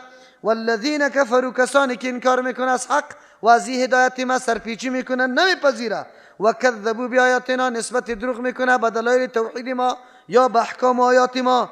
اولئک، این مردم، اصحاب النار، ملازمین آتش است، هم فیها خالدون، همیشه در آتش می باشه. از این پیش الله متعال نعمت مادی را بر ما ذکر کرد، وجود خود ما را، نعمتای ما حول ما را، و ما را معترف به این کرد که ما باید بجز از الله بندگی کسی را نکنیم، چرا که صفات الوهیت در الله هست. بندگی از ذات میشه که او علم محیط داشته باشه سر حالات تو، مشکلات تو، محنت و زحمتی که تو میکشی، روزه گرفته ای، صدقه کرده ای، نماز خونده ای، بسیار کارای نیک کرده ای، ذاتی را پرستش کو که از این حالات تو خبر داشته باشه که پاداش برات بده. یا برای دین کدام محنت و تکلیف کشیده ای، الله برات عوض و بدل بده.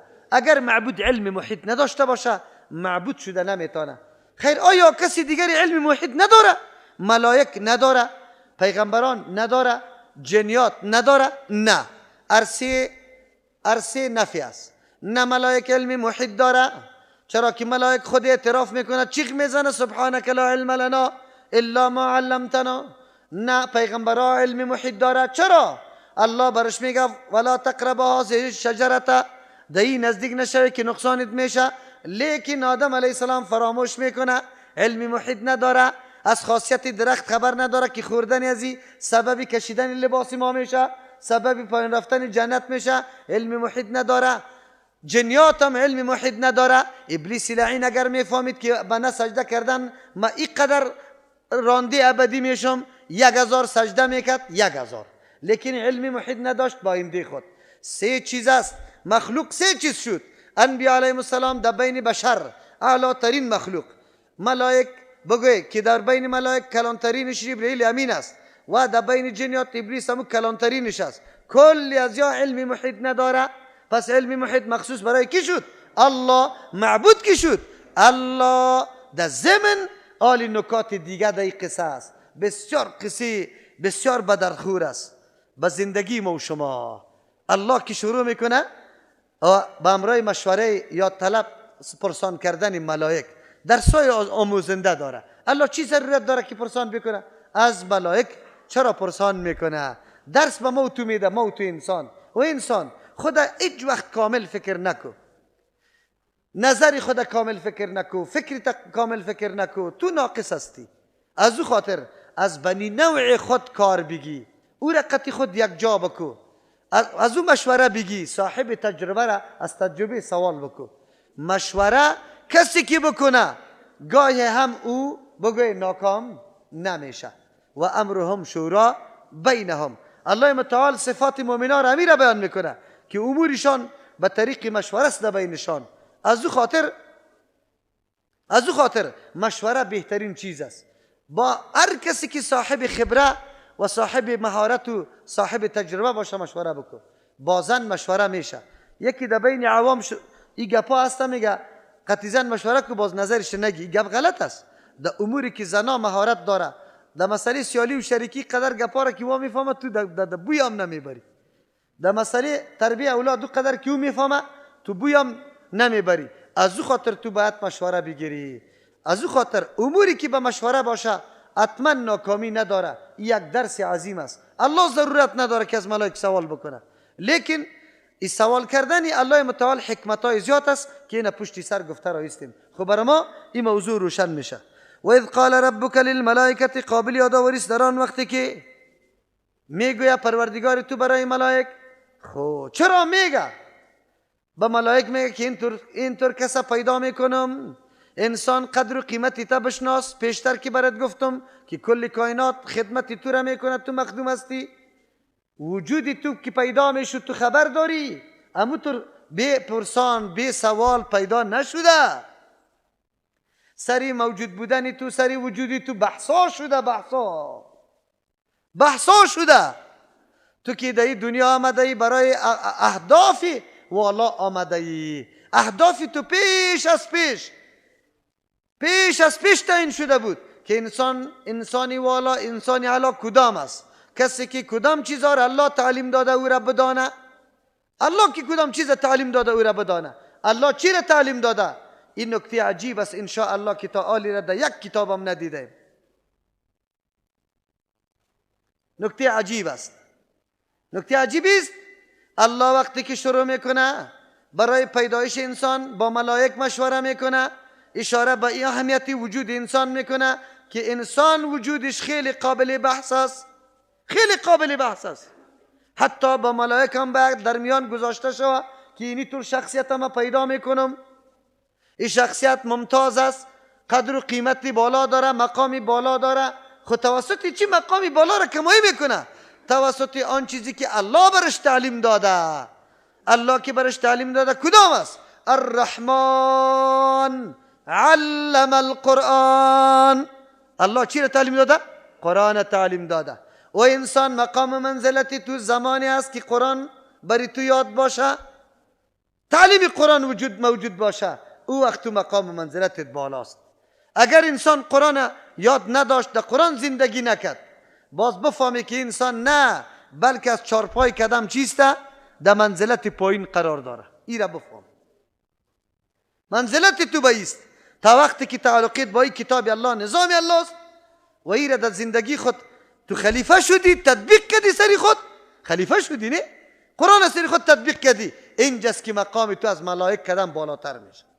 ملائک باید بری تو سجده بکنه. آدم علیه السلام همونطور مسجود نشده، منزلت تو مرتبهش با تثبیت شده، بعد از اون ملائک بری از سجده میکنه. خو مقام آدم علیه السلام ده چی چیز بالا بود؟ ده علم. ده علم. ملائک علم نداشتن یا داشتن؟ الله برای ما میگه این جاعلک، ما گردانیده استم فی الارض، در روی زمین، خلیفتن. سه معنا کرده میتونیم. خلیفه مخلوقی را پیدا میکنم که یکی بگوی قایم مقام دیگه شوند، یک نسل وفات میکنه، دیگه نسل در جایش، و نسل میره، دیگه نسل امی تو آمده رایسته. یک ترجمه ایست. دوم ترجمه این جاعل فی الارض، یقینا ما گرداننده استم در روی زمین خلیفه، کسی که جانشین قوما یا جنس دیگه بود پیش از انسان ها در این روی زمین، دیگه جنس حکومت داشت در اینجا زندگی میکرد.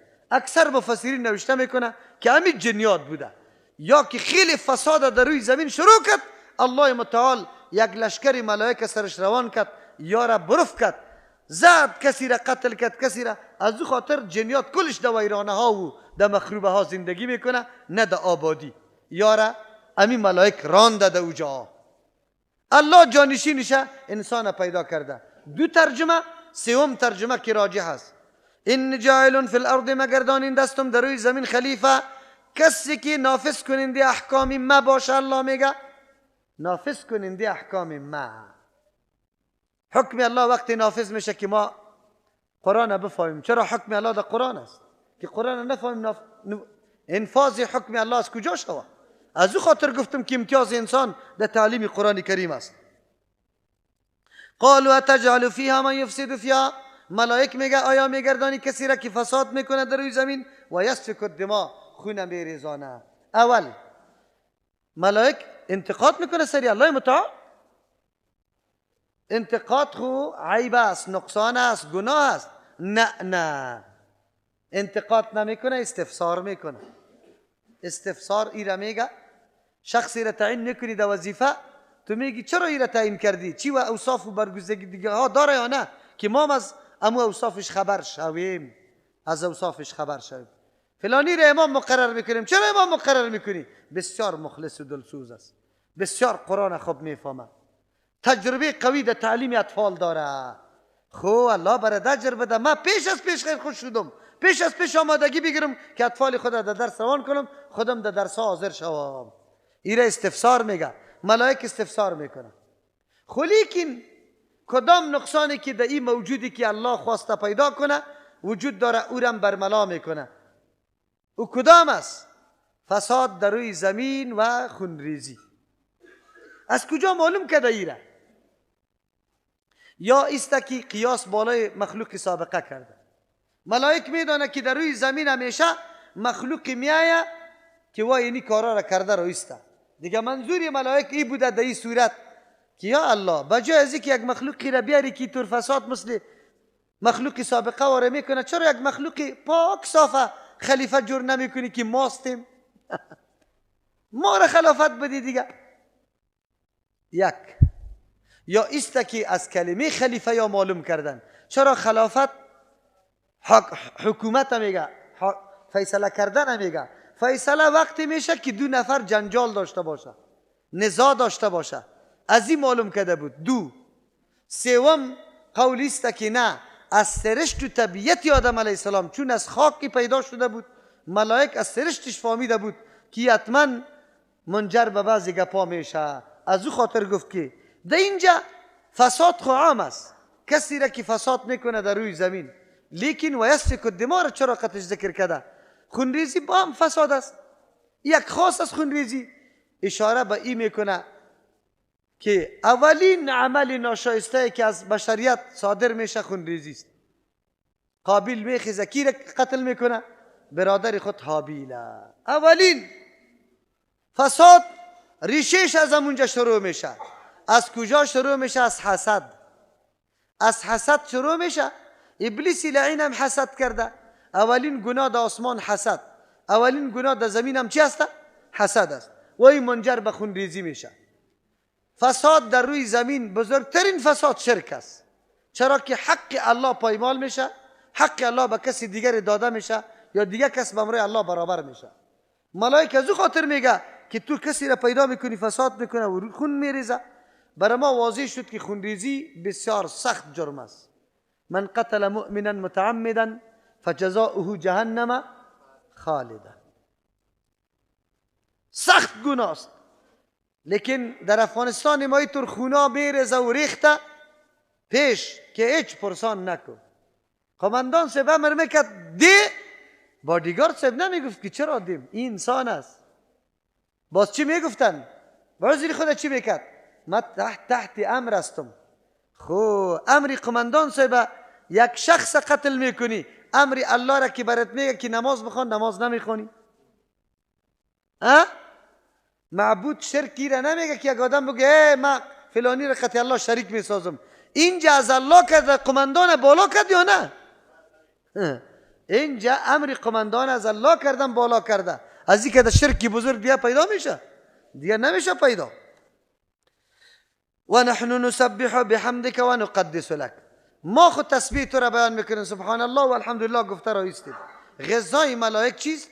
تسبیح و تحلیل است. الله مخلوق پاک پیدا کرده شه. و نقدس، ما پاکسازی میکنیم زمین لک برای تو که اینجا فساد و چیزا نباشه. خود ستایش خوب نیست. ملائک چرا خدا ستایش میکنه؟ در شریعت ما شما من از کسی فلا تزکو انفسکم، شما نفسایتان تزکیه نکنید. الله اعلم، الله خوب علم است بهم چیست؟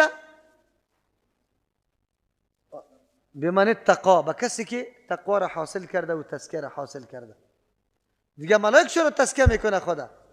این تزکیه نیست، این اظهار صفات اهلیت است برای یک وظیفه. هرگاه یک وظیفه اعلان میشه، یک آدم سندای خدا پیش کرده رئیس، تجربه خدا اوجا شریک میکنه، میگه اینی قدر کار کرده، اینی قدر شاگرد تربیه کرده، من لیاقتی استادی را دارم. این تزکیه نفس نیست، این برای عزیزته که من لیاقتی وظیفه را دارم و این ممنوع نیست. تزکیه وقتی میشه که انسان خدا بالای دیگرها بالا بتراشه و دیگر را حقیر شود، یا میگه که کدام وظیفه را الله تو اراده کردی، ما اهلیت و قابلیت ازی را دارم. الله ثابت میکنه که ای ملائک ای کارای الله متعال به هر کس معلوم نمیشه. دایی دیگه درس عظیم است برای ما و شما، درس عظیم است. در ظاهر ملائک میگه که چرا این مخلوقی که فساد میکنه پیدا میشه، لیاقت ما داریم، ما باید مشخص شویم، اما کارای الله پر از حکمت است. کارای الله چیست؟ پر از حکمت است. یک قدر مصلحت‌ها داره که تو درک کرده نمیتونی. از او خاطر در تمام معامله فقط و فقط تسلیم به کی شو؟ به الله. مثل که ملائک تسلیم شده. ملائک تسلیم شده یا نه؟ سبحانك لا علم لنا الا ما علمتنا انك انت العلیم الحکیم. پس او خواهرم اگر اولادت نمیشه، خواهرم اولاد شده لیکن بچه نمیشه، او مردکه کار و روزگار بدت پیدا نمیشه، او مردکه مریضی سر آمده، او مردکه تو چسته همیشه زندگی فقر برات آمده، کار و روزگاری دیگه برابر نمیشه، در یکی از جمله اسباب و وسایل دنیا مصروف هستی، خوش نداری، این حالت سرت آمده، کلش به کی حواله کو؟ به الله. چرا الله چیست؟ حکیم است. الله حکیم است. نگو که این طور می بودم این طور می شدم. بچه بگویا که دختر می بودم، دختر می بگویا که بچه بودم. اولاد دار بگویا که هیچ اولاد نمی داشتم و بی اولاد بگویا که اولادا می داشتم. در کلش حکمت الله متعال است. در کلش. از خاطر الله برش میگه به ملائک چی میگه؟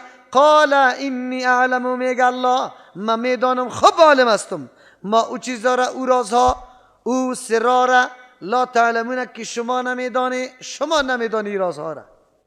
کلش دی حکمت های الله متعال هفته می باشه. انسان به فیصله الله تسلیم شود.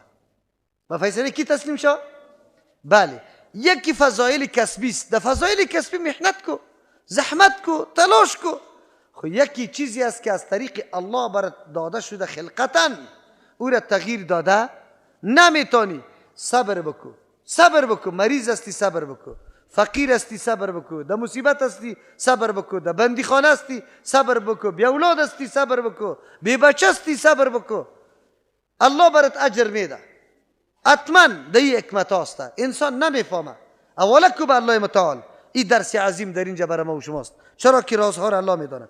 و علم آدم الاسماء کلها، تعلیم داد آدم علیه السلام نامها را تمامیشه، آن چیزی که مناسب آدم علیه السلام، ضرورت آدم علیه السلام بود. معلم اسما کیست؟ لغت کی است؟ الله هست. الله آدم علیه السلام که لغت یاد گرفته، الله برش تعلیم داده. بعد از اون لغت ها متنوع، گروپا مردم در هر جای جور شده، لهجه ها تغییر کرده، لهجه ها جور شده. اصل لغت کی تعلیم داده؟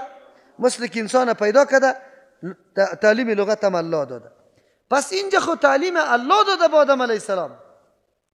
برای ملائک واضح قرآن کریم میگه او کتاب اسرائیلیاتی که نوشته شده که ابلیس معلم ملائکه بود، طاووسی ملائکه بود، اینقدر علم داشت که پرسان نکن ملائکه پیش از او درس میخوان. این گپ چی است؟ غلط و نادرست است. این گپ غلط است. و علم آدم الاسماء، تعلیم داد آدم علیه السلام به اسما کلها تمامیشه. ثم عرضهم، بعد از او پیش کردی اسما را علی الملائکه، بالای ملائک. فقال انبئونی باسماء هؤلاء، پس گفت ملائکه خبر گفت به ملائکه خبر بده ما را به نام های چیزا، ان کنتم صادقین، اگر واقعا شما میگه که ما اهلیتی امی خلافت داره. خوای چیزا را نداشتن یاد، اهلیتش نداشت. دیقان بیار در صنف دکتری بشان و درس کیمیا و فیزیک هم برش شروع کن. عجیب است. میشه خیر ملائک اگه انتقاد بکنه که ما را هم تعلیم میداد، ما هم گفته میتونستیم، تعلیم به کلگی داده شده، لیکن ملائک اهلیتی ایره نداشت، به خاطر از اینکه قوه پذیرش از الله در وجود از یا نگذاشته، در آدم علیه السلام گذاشته. خیر وقتی که طور شد ملائک باید اقدام نکنه، امی اهلیت خلافت در او مخلوق گذاشته، در ملائک نگذاشته. پس ملائک نگویه که ما، نه، الله که کسی را اهلیت داره امو باید در موجه قرار بگیره. ما یک نفر شخصیتی را که انتخاب میکنیم در جامعه خود، من حیث کلان ملک یا هر چیزی که پاچا، باید اهلیتش قائل شویم. باز قطع ازو زد و حسد نکنیم که چرا، بس الله برای زوی نمی اهلیت داده. او دکتر است تو دکتری نمیتانی، او انجینر است تو نمیتانی. این تقسیمات کیست؟ الله برای امتحان. از او خاطر اصل حکمت الله میدانه. قالوا سبحانك لا علم لنا، سیکو درس بر ما داده شد. ملائک میگه پاکی برای تو است الله متعال، لا علم لنا، علم برای ما نیست. ما رازهای پنهان اجگاهی نداریم، الا ما علمتنا، به اون مقدار میفهمیم که تو برای ما تعلیم دادی. انک انت العلیم الحکیم، یقینا تو عالم استی بالای کل مصلحتها و رازا، حکیم استی، حکمت والاستی، هیچ کارت به مصلحت و حکمت نیست، راز داره. پس این مخلوقم که پیدا میکنی با وصفی که فسادم بکنه، در این راز است. او راز چی است؟ الله متعال جنت و دوزخ پیدا کرده و برای انسان و جنیات. انسان و جنیات در جنت و دوزخ چه قسم برای الله بگیره؟ یک جماعت در جنت بگیره در دوزخ. دوزخ ها میگه ما چی گناه کردیم یا الله، واره در جنت میبری ما را. از این خاطر که اونجا جنت و دوزخ هم پوره شوه، با کدام معیار و با کدام اساس باید چی شوه، الله میدان دنیا را مورد امتحان قرار داد. اسباب جنت هم مشخص کرد، از جهنم هم اعمال جنت و دوزخ مشخص است. از او خاطر هر کس الله استعداد داده، دلش که از اسباب جنت کار میگیره، اسباب جهنم کار میگیره، رفته رایسته. ملائک اعتراف و اقرار خدا کردن که ما بجز از او قدر علمی که تو برای ما تعلیم داده ای دیگه علم قطع ما نیست. ملائک علم محیط نداره. که ملائک علم محیط نداره، انسان ها چطور علم محیط داره؟ چطور یک نفر به یک امام عقیده داشته باشه که میگه علم ما کانه و ما یکونو داره؟ یک آدم یک عالم اینطور عقیده کنه که این عالم علم ما سبقه ماضی که هر قدر جزئیات و کلیات تیر شده ایرم علم داره، آیندم که هر قدر جزئیات و کلیات است علم داره. از این که شرک بزرگ دیگه هست، شرک بزرگ است. چرا؟ در علم محیط الله یک انسان گرفت شریک ساخته، از او خاطر این صحیح نیست. خب در اینجا ملائک میگه سبحانك لا علم لنا، پاکی برای توست، پاکی برای توست. چرا اینطور میگه؟ منظورشان است که الله استفسار ما یا سوال ما به خاطر اعتراض و انتقاد نیست، بلکه برای خود فهماندن است که ما درک بکنیم حقیقت امر و ما بدانیم. عالی در اینجا الله متعال به خاطر که ثابت بکنه که اهلیت کی داره، آدم علیه السلام تعلیم میده. امتیاز که در بین ملائک و بشر به وجود آمده توسط علم است. از او خاطر الله آدم علیه السلام خطاب میکنه. قال یا آدم، و گفت الله متعال یا آدم علیه السلام انبیهم خبر بدی، آدم علیه السلام انبیهم خبر بدی یاره، والارض از زمین، و اعلم ما تبدون، اما میدانم آن چیزی را که شما آشکارا میکنه و ما تکتمون پنهان میکنه. اونجا از خودی ملائک سوال شده بود. ملائک بسته که شاگرد مقرر شوه، اما با آدم علیه السلام که گپ میرسه، آدم علیه السلام استاد مقرر میشه، میگه تو خبر بدی یاره. از خود آدم علیه السلام سوال نمیشه که تو بگو برای ما، بلکه آدم علیه السلام معلم میشه برای دیگران. این دیگه امتیازش شد. ثابت کرد الله متعال که اهلیت خلافت کی داره؟ آدم علیه السلام داره. آدم علیه السلام چرا این مقام کمایی میکنه؟ این منزلت برش حاصل میشه که آلی الله متعال کل گیر مامور میسازه که سجده برای آدم علیه السلام بکنه. و اذ قلنا للملائکه اسجدوا، قابل یادآوری است در آن وقتی که ما گفتیم به ملائک سجده بکنه لآدم، با آدم علیه السلام، فسجدوا، سجده کردن، الا ابلیس، بجز از ابلیس، ابا انکار کرد و استکبر، خدا کلان تراشید، و کان من الکافرین، بود در علم الله در ازل از جمله کفار، یا است که آلی کافر گشت. اردو معنا درست است. در اینجا فکرتان باشه امتیاز آدم علیه السلام در چی است؟ در حالی که در عبادت برابر ملائک هیچ کس عبادت کرده نمیتونه. عبادت آدم علیه السلام برابر عبادت ملائک نیست، چرا که ملائک یک لحظه از عبادت الله غافل، لا یعصون الله ما امرهم و یفعلون ما یؤمرون، نافرمانی نمیکنه چیزی را که الله برشان امر کرده و یا انجام میده آن چیزی را که برشان دستور داده شده. در کجا از فرق امتیاز دایست برادرها و خواهرها؟ آدم علیه السلام عبادت الله را میکنه خیلی کم، وقت به وقت، مسلسل نه. و ملائک عبادت الله را میکنه مسلسل، بلکه غذای ملائک امی عبادت است. غذای ملائک عبادت است. چه امتیاز داره آدم علیه السلام؟ انجام یک عمل و وظیفه یک امرای مزاحمات و چیسته موانع است. مانع موجود است، مزاحم موجود است، لیکن تو کار انجام میدی. و یک انجام وظیفه و مسئولیت بدون مانع و بدون که اما زمینه مساعد باشه. در بین اردو عمل زمین و آسمان فرق است. برادرای موحد گاهی گاهی من میگم و یا بسیار اظهار شکایت میکنه، میگه جنجال است ولاف، ما را دو میزنه، ما را فواهبی میگه، ما را اینطور میکنه. من میگم جناب امتیازی تو دی نمیست، خصوصیتی تو دی نمیسته. اگر کلگی روان باشه، عقیده صفا و صحیح داشته باشه، بس تو چی اختصاص داری؟ تو کدام اختصاص داری؟ نداری. امتیازی تو دی نمیسته که الله در بین مخلوقی خود تو را انتخاب میکنه برای اینمی عمل، برای اینمی دعوت.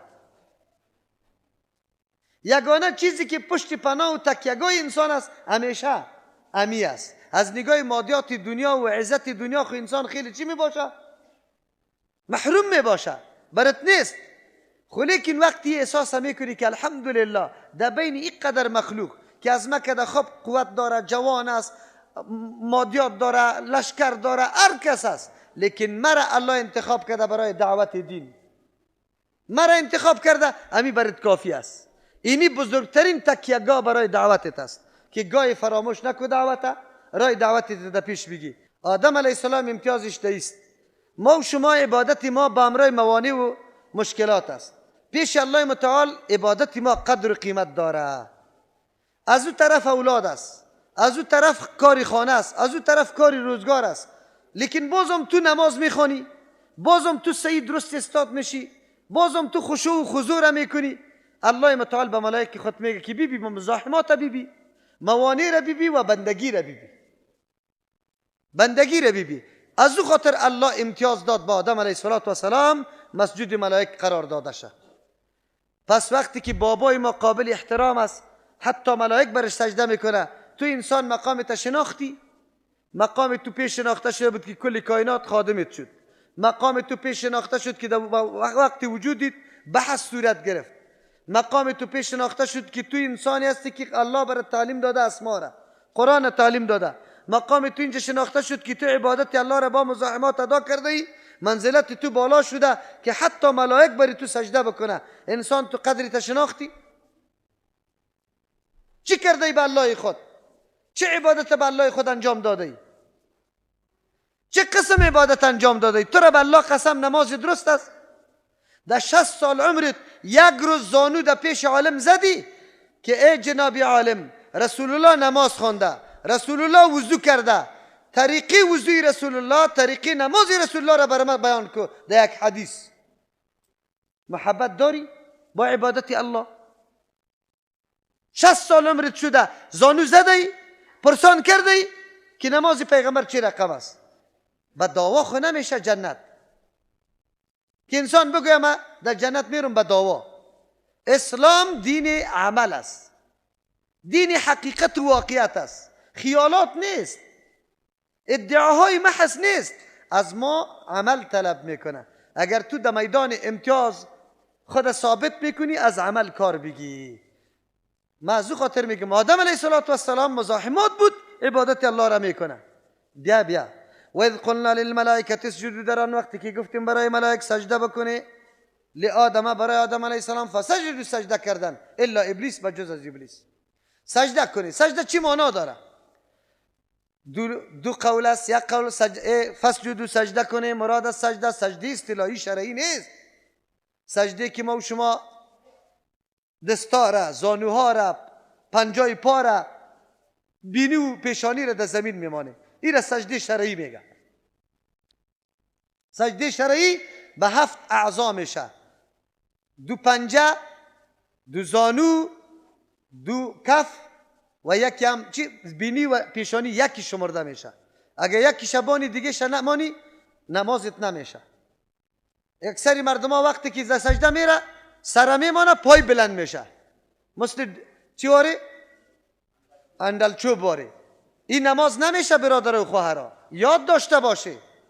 وقتی نماز تکمیل میشه که سری 7 عضو در یک مرتبه در زمین چسبیده باشه، این را سجده میگه.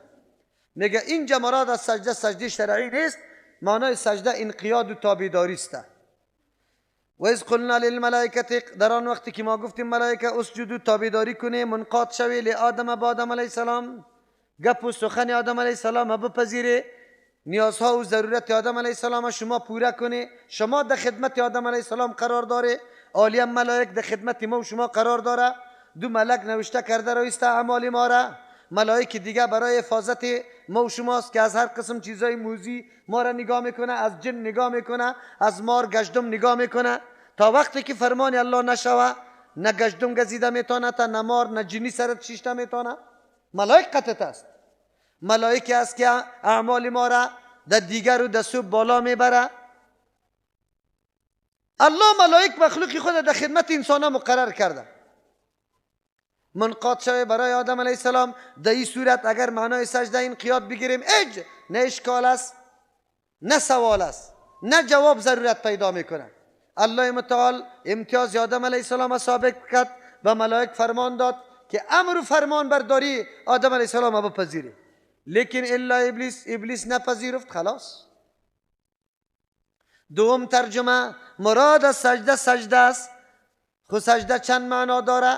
سجده یکی سلام است، سجده به معنای رکوع است، سجده به معنای پیشانی ماندن است. اگر سجده به معنای رکوع شوه یا به پیشانی ماندن شوه، اینجا اشکال پیدا میشه که سجده خو جزء عبادت است. چرا؟ نماز عبادت اهم است، یک جزء عبادت اهم سجده است.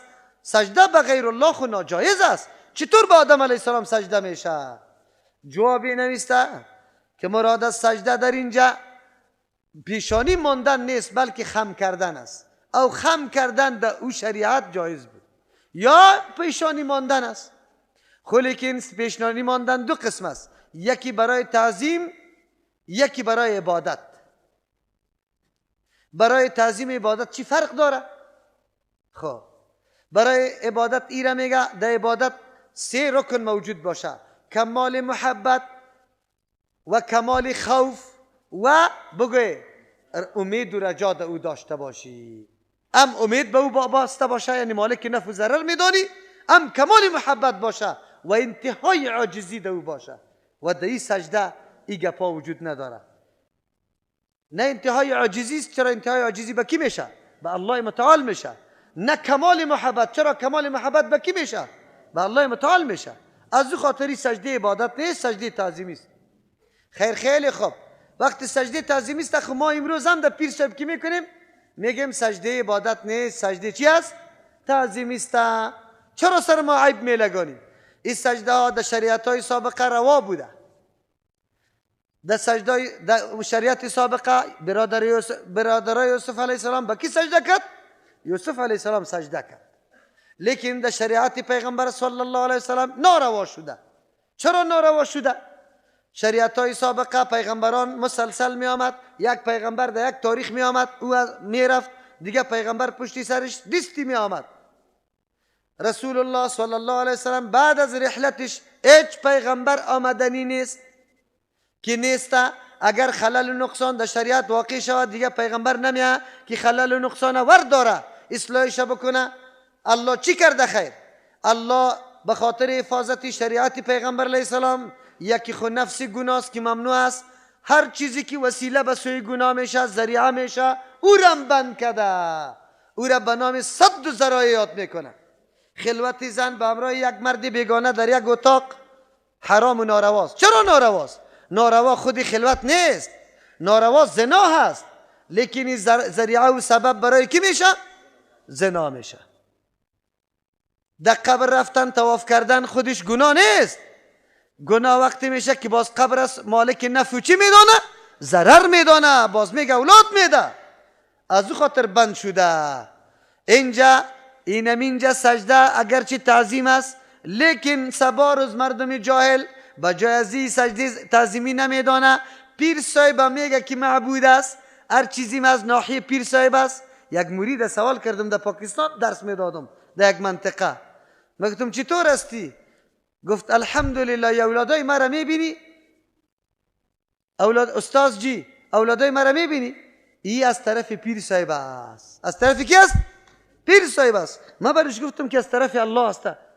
نه گفت الله اکبر، در حق پیر ما بسیار گستاخی کردی، در حق پیر ما گستاخی کردی. دور نمیرم در پغمان در یک جای میمانم بودم، یک نفر میگه دختری مرا فلانی پیر صاحب خوب کرده. علما هم الحمدلله موجود است، یک حاجی صاحب است او هم شاید موجود باشه. ما گفتم نه الله خوب کرده، گفت نه پیر خوب کرده، پیر خوب کرده. اینی طور حالت میرسه. ایره صد ذرایع میگه. چی میگه؟ صد ذرایع، هر چیزی که وسیله به سوی گناه میشه در شریعت پیغمبر علیه السلام و چیز ممنوع است، او گناه میشه میرسه. از او خاطر سجده تعظیمی در شریعت پیغمبر صلی الله علیه وسلم چی شد؟ حرام شد، برای کسی نمیشه. انحنا جایز نیست. در سوره فاتحه براتون تیر کردم انحنا جایز نیست. چی جای ازی که سجده کرده شود؟ فسجدوا سجده کردن الا ابلیس، مگر ابلیس نکرد. ابلیس خود جمع جن است. قرآن کریم درس دیگه بر ما میده. بسا اوقات الله متعال بنابر حکمت خود یک کسی خود برنگ دیگه میگیره، در جمع از او خود شمار میکنه. الله او را زودی که در اسوا نمیکنه. بسیار فاسقاست رنگ متقیا را میگیره، الله زودی که در او را رسوا نمیکنه، موقع برش میده.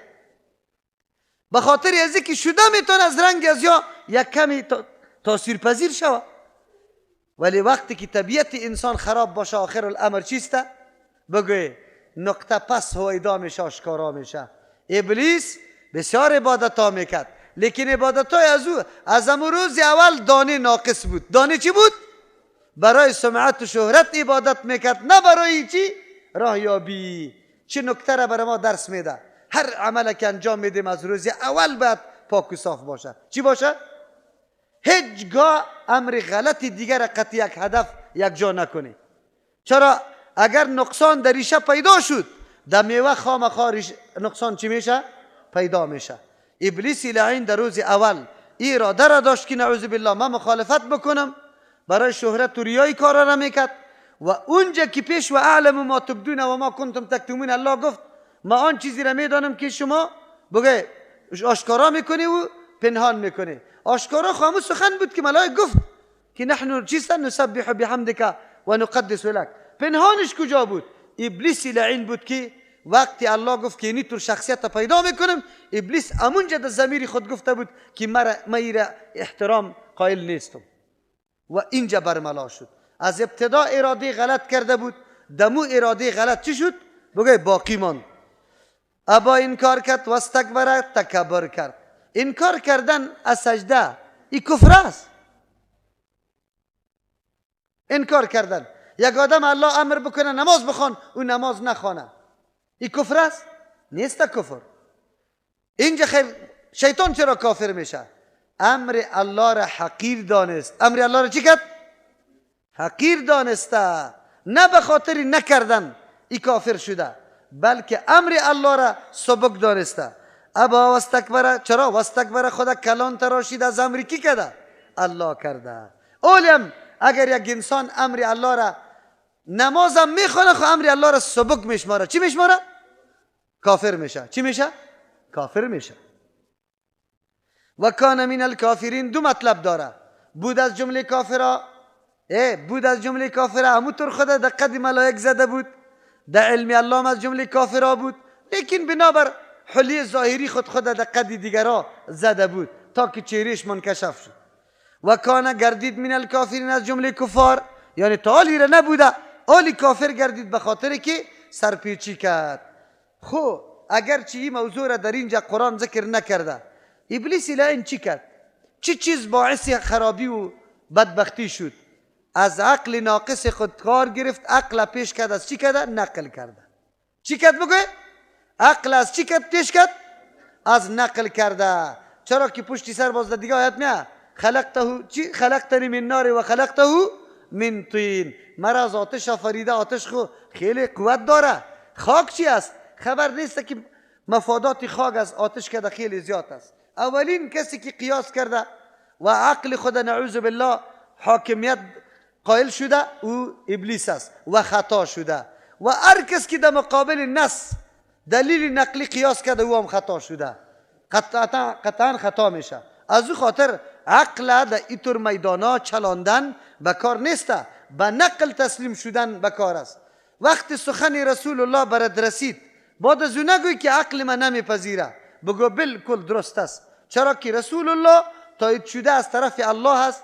هر چیزی را که الله فرمان میده حق است، چرا که ما حکمتش نمیدانیم. سبحانك لا علم لنا الا ما علمتنا. و قلنا یا آدم اسکن انت و زوجک الجنة، گفتیم برشان که آدم علیه السلام سکونت اختیار کو، تو و زوجک الجنة، سیاسری تو در جنت، و کلا منها، بخوری از جنت، رغدن منها، زمی جنت رغدن با فراخی و خوشگواری، حیث شئتما، از هر جایی که خوشیتان است، ولا تقربا، نزدیک نشوی، هذه شجرة، دای درخت، فتکونا من الظالمین، میشوی شما نقصان کننده خود. این دیگر نعمت الله متعال است. یا است که در ما قبل خلیفه کی شود، بعد از او حق خلافت بود. آلی الله متعال چی را بیان میکنه؟ آلی بیان میکنه که چی چیز بکار است برای خلیفه، چی باید بکنه. الله متعال با آدم علیه السلام سکونت میده شد در جنت. چرا سکونت در جنت میده؟ این را میگه زندگانی مقدماتی. یک کسی را در این طور جای میبری که آینده پس میل و رغبت قلبی از او وابسته به او شوه، در اونجا باید ببری. الله متعال اول آدم علیه السلام با نعمتهای جنت آشنا کرد، به خاطری که در دنیا خو بی از او الله خواسته بود که بیا خلیفه شوه، خو میل و رغبتش طرف جنت زیاد باشه. الحمدلله ما نعمتهای جنت به چشم سر ندیدیم، دیدیم اما خیلی مردم جان خود فدای نعمتای کی میکنه؟ جنت میکنه. یو نمو کششی است که در وجود کی باقی مانده بود؟ آدم علیه السلام باقی مانده بود در مقابل نعمتها. این زندگی مقدماتی که در جنت اختیار میکنه الله برای آدم علیه السلام، این بسیار درسا داره. درسا کدام درساست؟ آدم علیه السلام در جنت است، کل میوه برش اجازه است، یک میوه را از پیشش منع کرده، یک میوه. در پیش آدم که یک قدر میوه باشه چی ضرورت داره به یک میوه دیگه؟ به تو اشاره میکنه انسان طبیعتی توی نمی رقم است، به هزاران نعمت پیدا میشه لیکن چشمی تو به نعمت بنشوده می باشه. احتیاط بکو. آدم علیه السلام احتیاط نکرد، آخرش اینطور شد. در دنیا تو هم نعمتای بزرگ داری، زن داری، چرا چشمی دیگه طرف است؟ حلال. نعمتای حلال آنقدر است که هیچ پرسان نکو چرا پشت حرام؟ شراب از انگور جور میشه، انگور خودش هم میخوری، چی ضرورت به شراب است؟ گوشت حلال داری، چرا ده حرام؟ چرا ده تریاک حرام؟ طبیعت انسان همیطور است، لیکن در طبیعت اگر به تقاضای طبیعت خود عمل بکنه هلاک میشه یا نجات پیدا میکنه؟ هلاک میشه. واقعه و داستان آدم علیه السلام درسای بزرگ زندگی به تو میده. تو هم تمام نعمتهای حلال فرا گرفته، لیکن فکرت بگیری که پشت حرام نروی به خاطری که هلاک میشی. آدم علیه السلام خونه توبه کرد، تو باز توبه هم نمی کنی، دفاع از اونم کاری غلطت میکنی. یک موضوع. دوم موضوع، هر چیزی را که الله متعال منع کرده به نفع انسان است یا به ضرر؟ به نفع انسان است. ما عقیده داریم چیزی که الله حرام کرده او به نفع انسان است و چیزی را که الله بر ما فرمان داده بخوره او به چی نفع انسان است و چیزی را که منع کرده که بخوریم این به ضرر چیست؟ انسان است، ضرر داره. سوم الله متعال در جنت زندگی را فراخ برش اعلا کرده. خوردن نوشیدن قیدگیری است نیست در خوردن و نوشیدن، اما شرط داره، قیودات داره. انسان آزادی مطلق نیست، یک کمی قیداقتش باشه. چرا اگر آزادی مطلق باشه باز دیگه حدود مراعات نمیکنه، نقصان کی را میکنه؟ از خود میکنه. حد باید داشته باشی. اگر خوردنم از زیادتر کنم نقصانی کی میشه؟ اگر زیاد بخورم خود نقصان خودم میشه. بیرم طرف دکتر دوا ما میگیرم نقصان میشه. چرا؟ حد رعایت نکردن. قرآن کریم بر ما درس میده زندگی نام اندازه است. زندگی نام چیست؟ زندگی انسان نام اندازه است. در هر چیز بری تو اندازه داده شده که کدام اندازه را تو پیش ببری و چی بکنی. از او خاطر از اندازه باید تجاوز نکنی، اندازه را باید رعایت بکنی، تجاوز نکنی، حدود الله را مراعات کو. اندازه که الله برات مقرر کرده در هر شی تو باید رعایت بکنی. سوم مسئله، الله میگه توم زندگی بکو و زوجک الجنه. آدم علیه السلام در هیچ جا بدون زن زندگی نکرده، جوره و جفت همراهش بوده.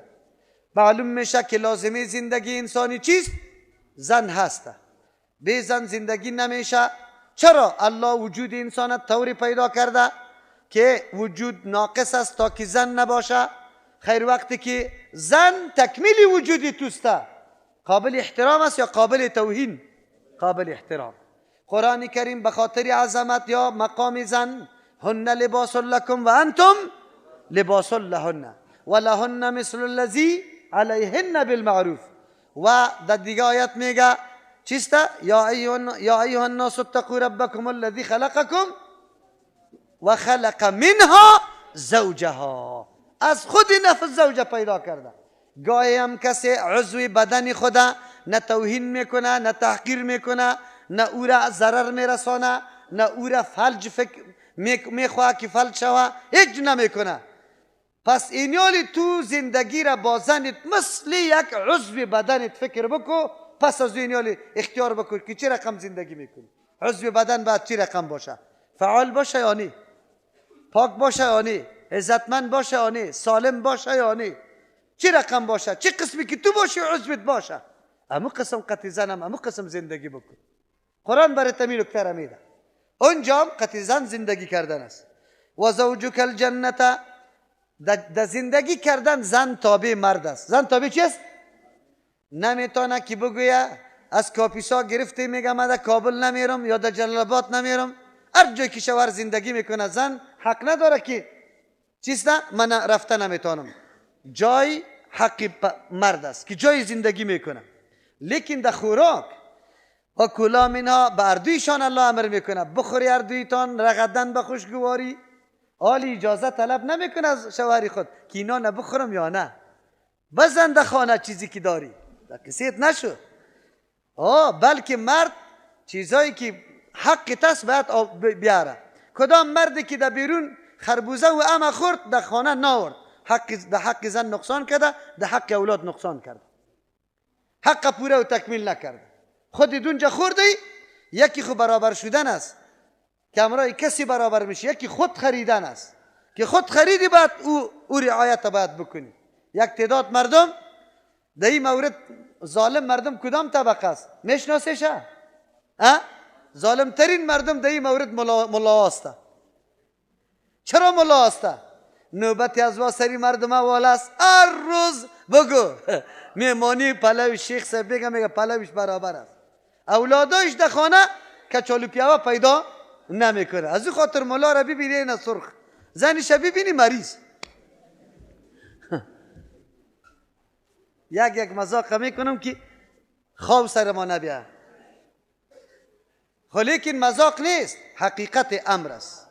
الله متعال در این مورد هم از ما سوال میکنه کدام آزادی و اختیاری که به سیاست خود در خانه داده ای یا نداده ای. در مورد ازی سوال میشه چقدر حق مناسب یا نه که غیر مناسب. مکمل در روز قیامت از پیشت سوال میشه. اگر زن در دارایی و در هستی تو از حد تجاوز میکنه، بیجای مصرف میکنه، مورد سوال قرار میگیره، الله از پیش سوال میکنه. خب مسئله خوردن آزاد است. ولا تقربوا و کلا منها رغدا حیث شئتما، هر جایی که شما میخواهید. زندگی سرزمین الله است. در زندگی انسان آزاد است. مرزایی که گذاشته شده توسط کفار و استعمار گذاشته شده. در اسلام مرزی زمین وجود نداره. دل یک آدم از پاکستان زندگی میکنه، دل یک آدم افغانستان، هر جایی که میره مسلمان آزاد است. سرزمین بری خود نداره. در اسلام سرزمین خاص نیست، هر جا آزاد زندگی میتونی. ولا تقربوا هذه الشجره، نزدیک نشده ای درخت. الله نمیگه که ولا تاکلا، نخوری از این درخت. اگر کسی میخواد که من از گناه ها خود نگاه بکنم، چی رقم از گناه نگاه میشه؟ از او چیزی که ذریعه و سبب و وسیله نزدیکی به گناه است، از او خود نگاه بکن. دختری تا موبایل نخر که نره وقتی بچه نخر. از گناه، از نزدیکی گناه خود نزدیک کو. در پالوی قماربازا خود نزدیک نکو که قمارباز نشوی. در پالوی پودری استاد نشو. برات میگه بیا تو یک دود بزن خیر است. خیر است. امیم روز با زور سرت میزنه، با زور. خود سبا باز چی میگی؟ خیر است یک دود میزنم، نه باز نمیشم.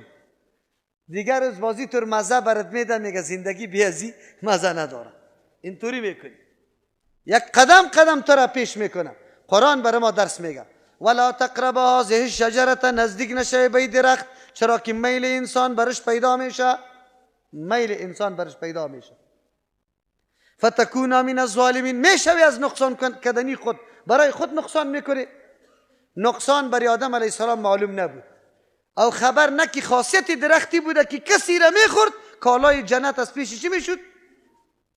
کشیده میشد، انسان برهنه باقی میماند. الله هر ارشادی که به ما کرده که اینی را گوشت خنزیر نخوره، شراب نخوره، حرام نخوره، مرداری را نخوره، خونی روان نخوره، برای مصلحت ماست یا برای مضرت ما؟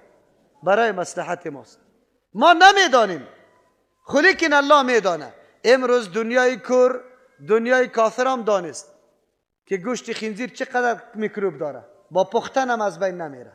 خونی که میبره کل میکروبای امی بدن مرداری در کجا میبره؟ یا اما حیوان حلال شده در خود میبره، کل میکروبا در اونجا میبره. آلی تب و تحقیق ثابت میکنه که والا دایی چقدر است. گوشت خنزیر چه نقصانا داره. نفوس کفار را ببینه که هیچ حد و شمار نداره.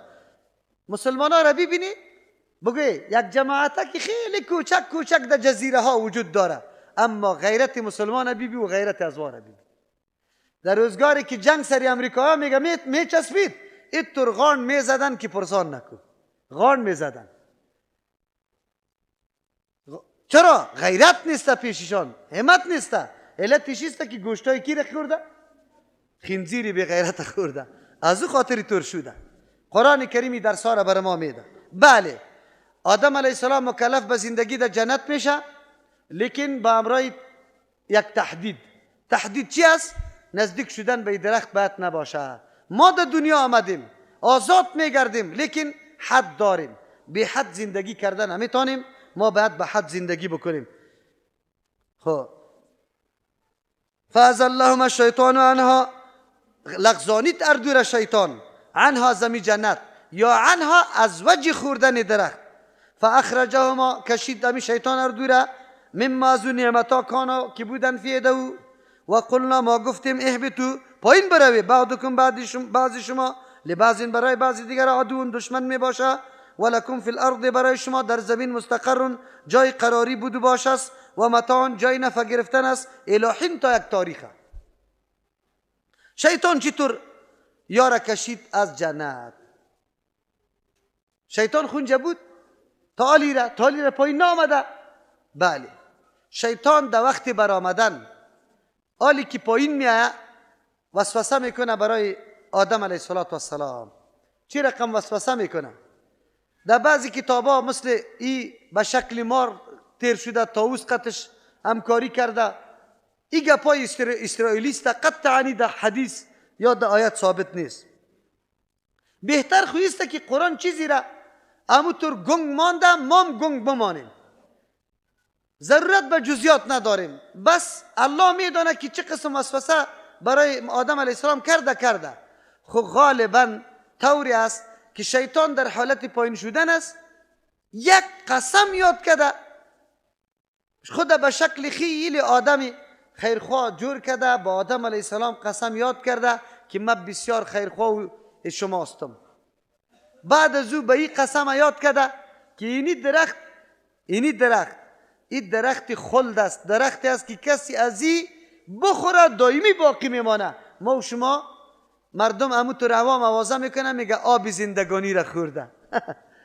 آب زندگانی وجود نداره، خب هیچ جای وجود نداره. کوی قاف رفته، چه قصه های غلط و بی سر و پا را میکرد. قصه 3 مرغ و قصه 100 مرغ و که چی رقمی قصه بود، نه قرآن بود نه حدیث بود، خلاص دیگه این حکایت های دروغ بود. یک کشام درست نیست، غلط گپا بود مردم میکردن. آب زندگانی وجود نداره. خو قسم یاد کرد. آدم علیه السلام ریش سفیدی از زیر دید، باز کلام قسم به نام الله یاد کرده، باز اینطور چیزی مرغوبه برش نشان داد که اوهو اگر این درخت برای خلد باشه ما بخوریم دائمی در این ناز نعمت، دیگه کجا بریم؟ ما تو را که کسی بگوید که اگر این را خوردی دیگه تو از این نعمت، بگوید نمیبرایی.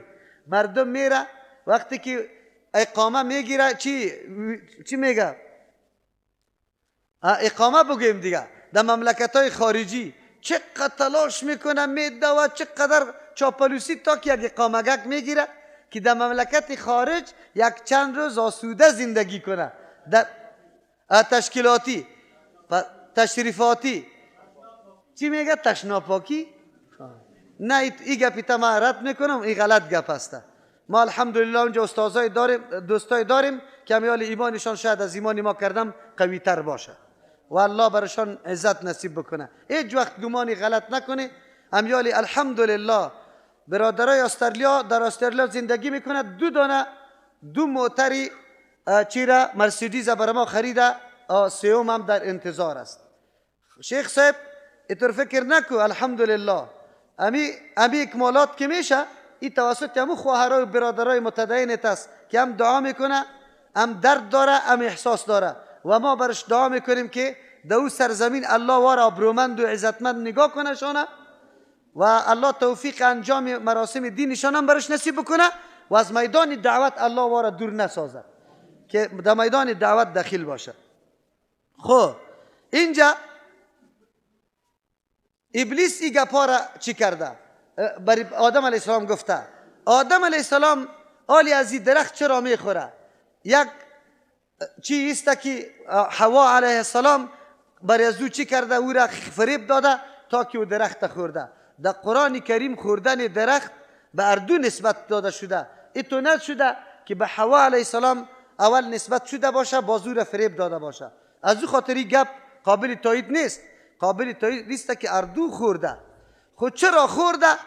اینیالی چرا خورده؟ آدم علیه السلام قسم از نفر خیرخواه، آدم عالی جا، در چیزی مرغوب، در یاد آدم علیه السلام هم نه، در اجتهاد خودم خطا شده.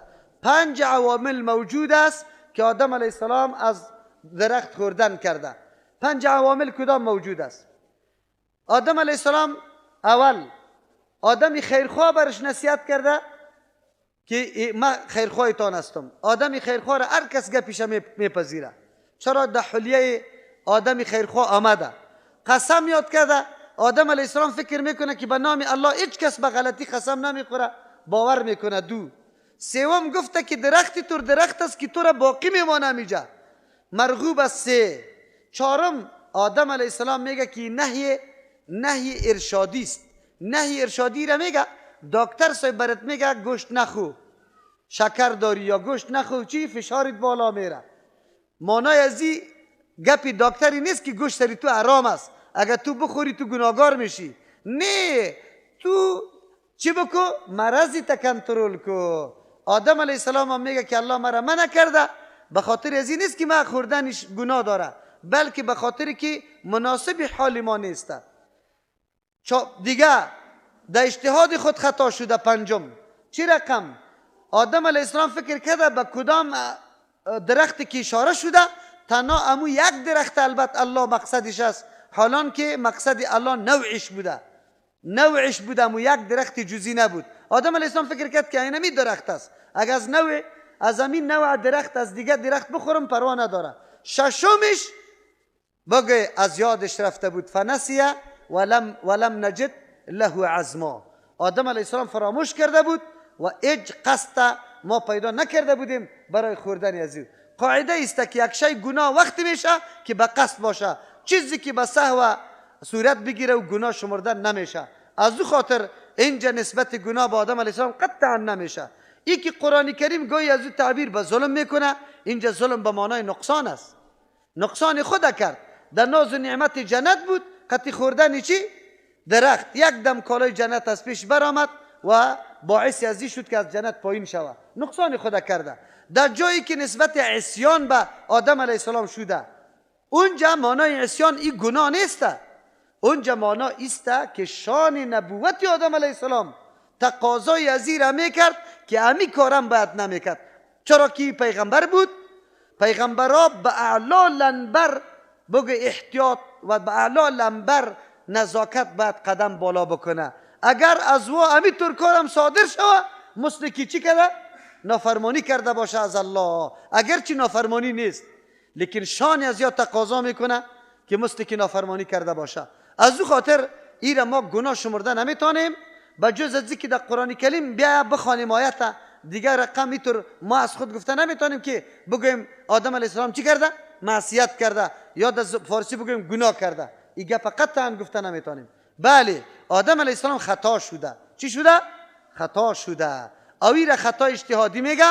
خطا اجتهادی معاف است، گناه نیست، لیکن شان آدم علیه السلام بالا تقاضا میکنه که باید امی کاره هم نمیکرد. الله متعال میگه فازلهم الشیطان، نسبتش به شیطان چرا کرد؟ اصل نقطه از کجا آغاز یافت؟ از وسوسه کی؟ شیطان. بعد از اوی فکر قوت پیدا کرد تا که وادار به او گپ شد. معلوم شد که همیشه گناه ها اصل نقطهش از کجا شروع میشه؟ از وسوسه شیطانی و بعد از او کلان شده میروه. از او خاطر الله متعال میگه بعد از او قلنا اهبطوا، برای پایین برای شما بعضیتان برای بعضی دشمن هستی. این 2 مطلب داره، یا شیطان و انسان ها در بین دشمن شد یا خود انسان ها در بین خود دشمن هستند، هر دو احتمال است. لیکن الله یک قاعده را گذاشت، ولکم فی الارض مستقر، برای شما در زمین قرارگاه است، جای بود باش زمین است. اگر یک کسی در کره مهتاب میره باید وسایل زمین خطش باشه که اونجا زندگی کنه، نمیتونه زندگی. محل زندگی را الله زمین برای انسان مقرر کرده. و متاع الی حین، جای نفع گرفتن است. دنیا مثل که دیروز گفتیم سرای تجارت است، جای نفع گرفتن است. آدم علیه السلام از جنت پایین شده، اما دنیا را الله طوری آماده کرده اگر باز محنت و زحمت بکشه باز دمون نعمتا میرسه. او این دنیا هم باز دنیا پایدار نیست، الهین است تا یک زمانه را. حالی دیگه گپایش میمانه انشاءالله در صبا، به خاطر که وقت ما پر شده. سبحان ربک رب العزة عما یصفون و سلام علی المرسلین والحمد لله رب العالمین.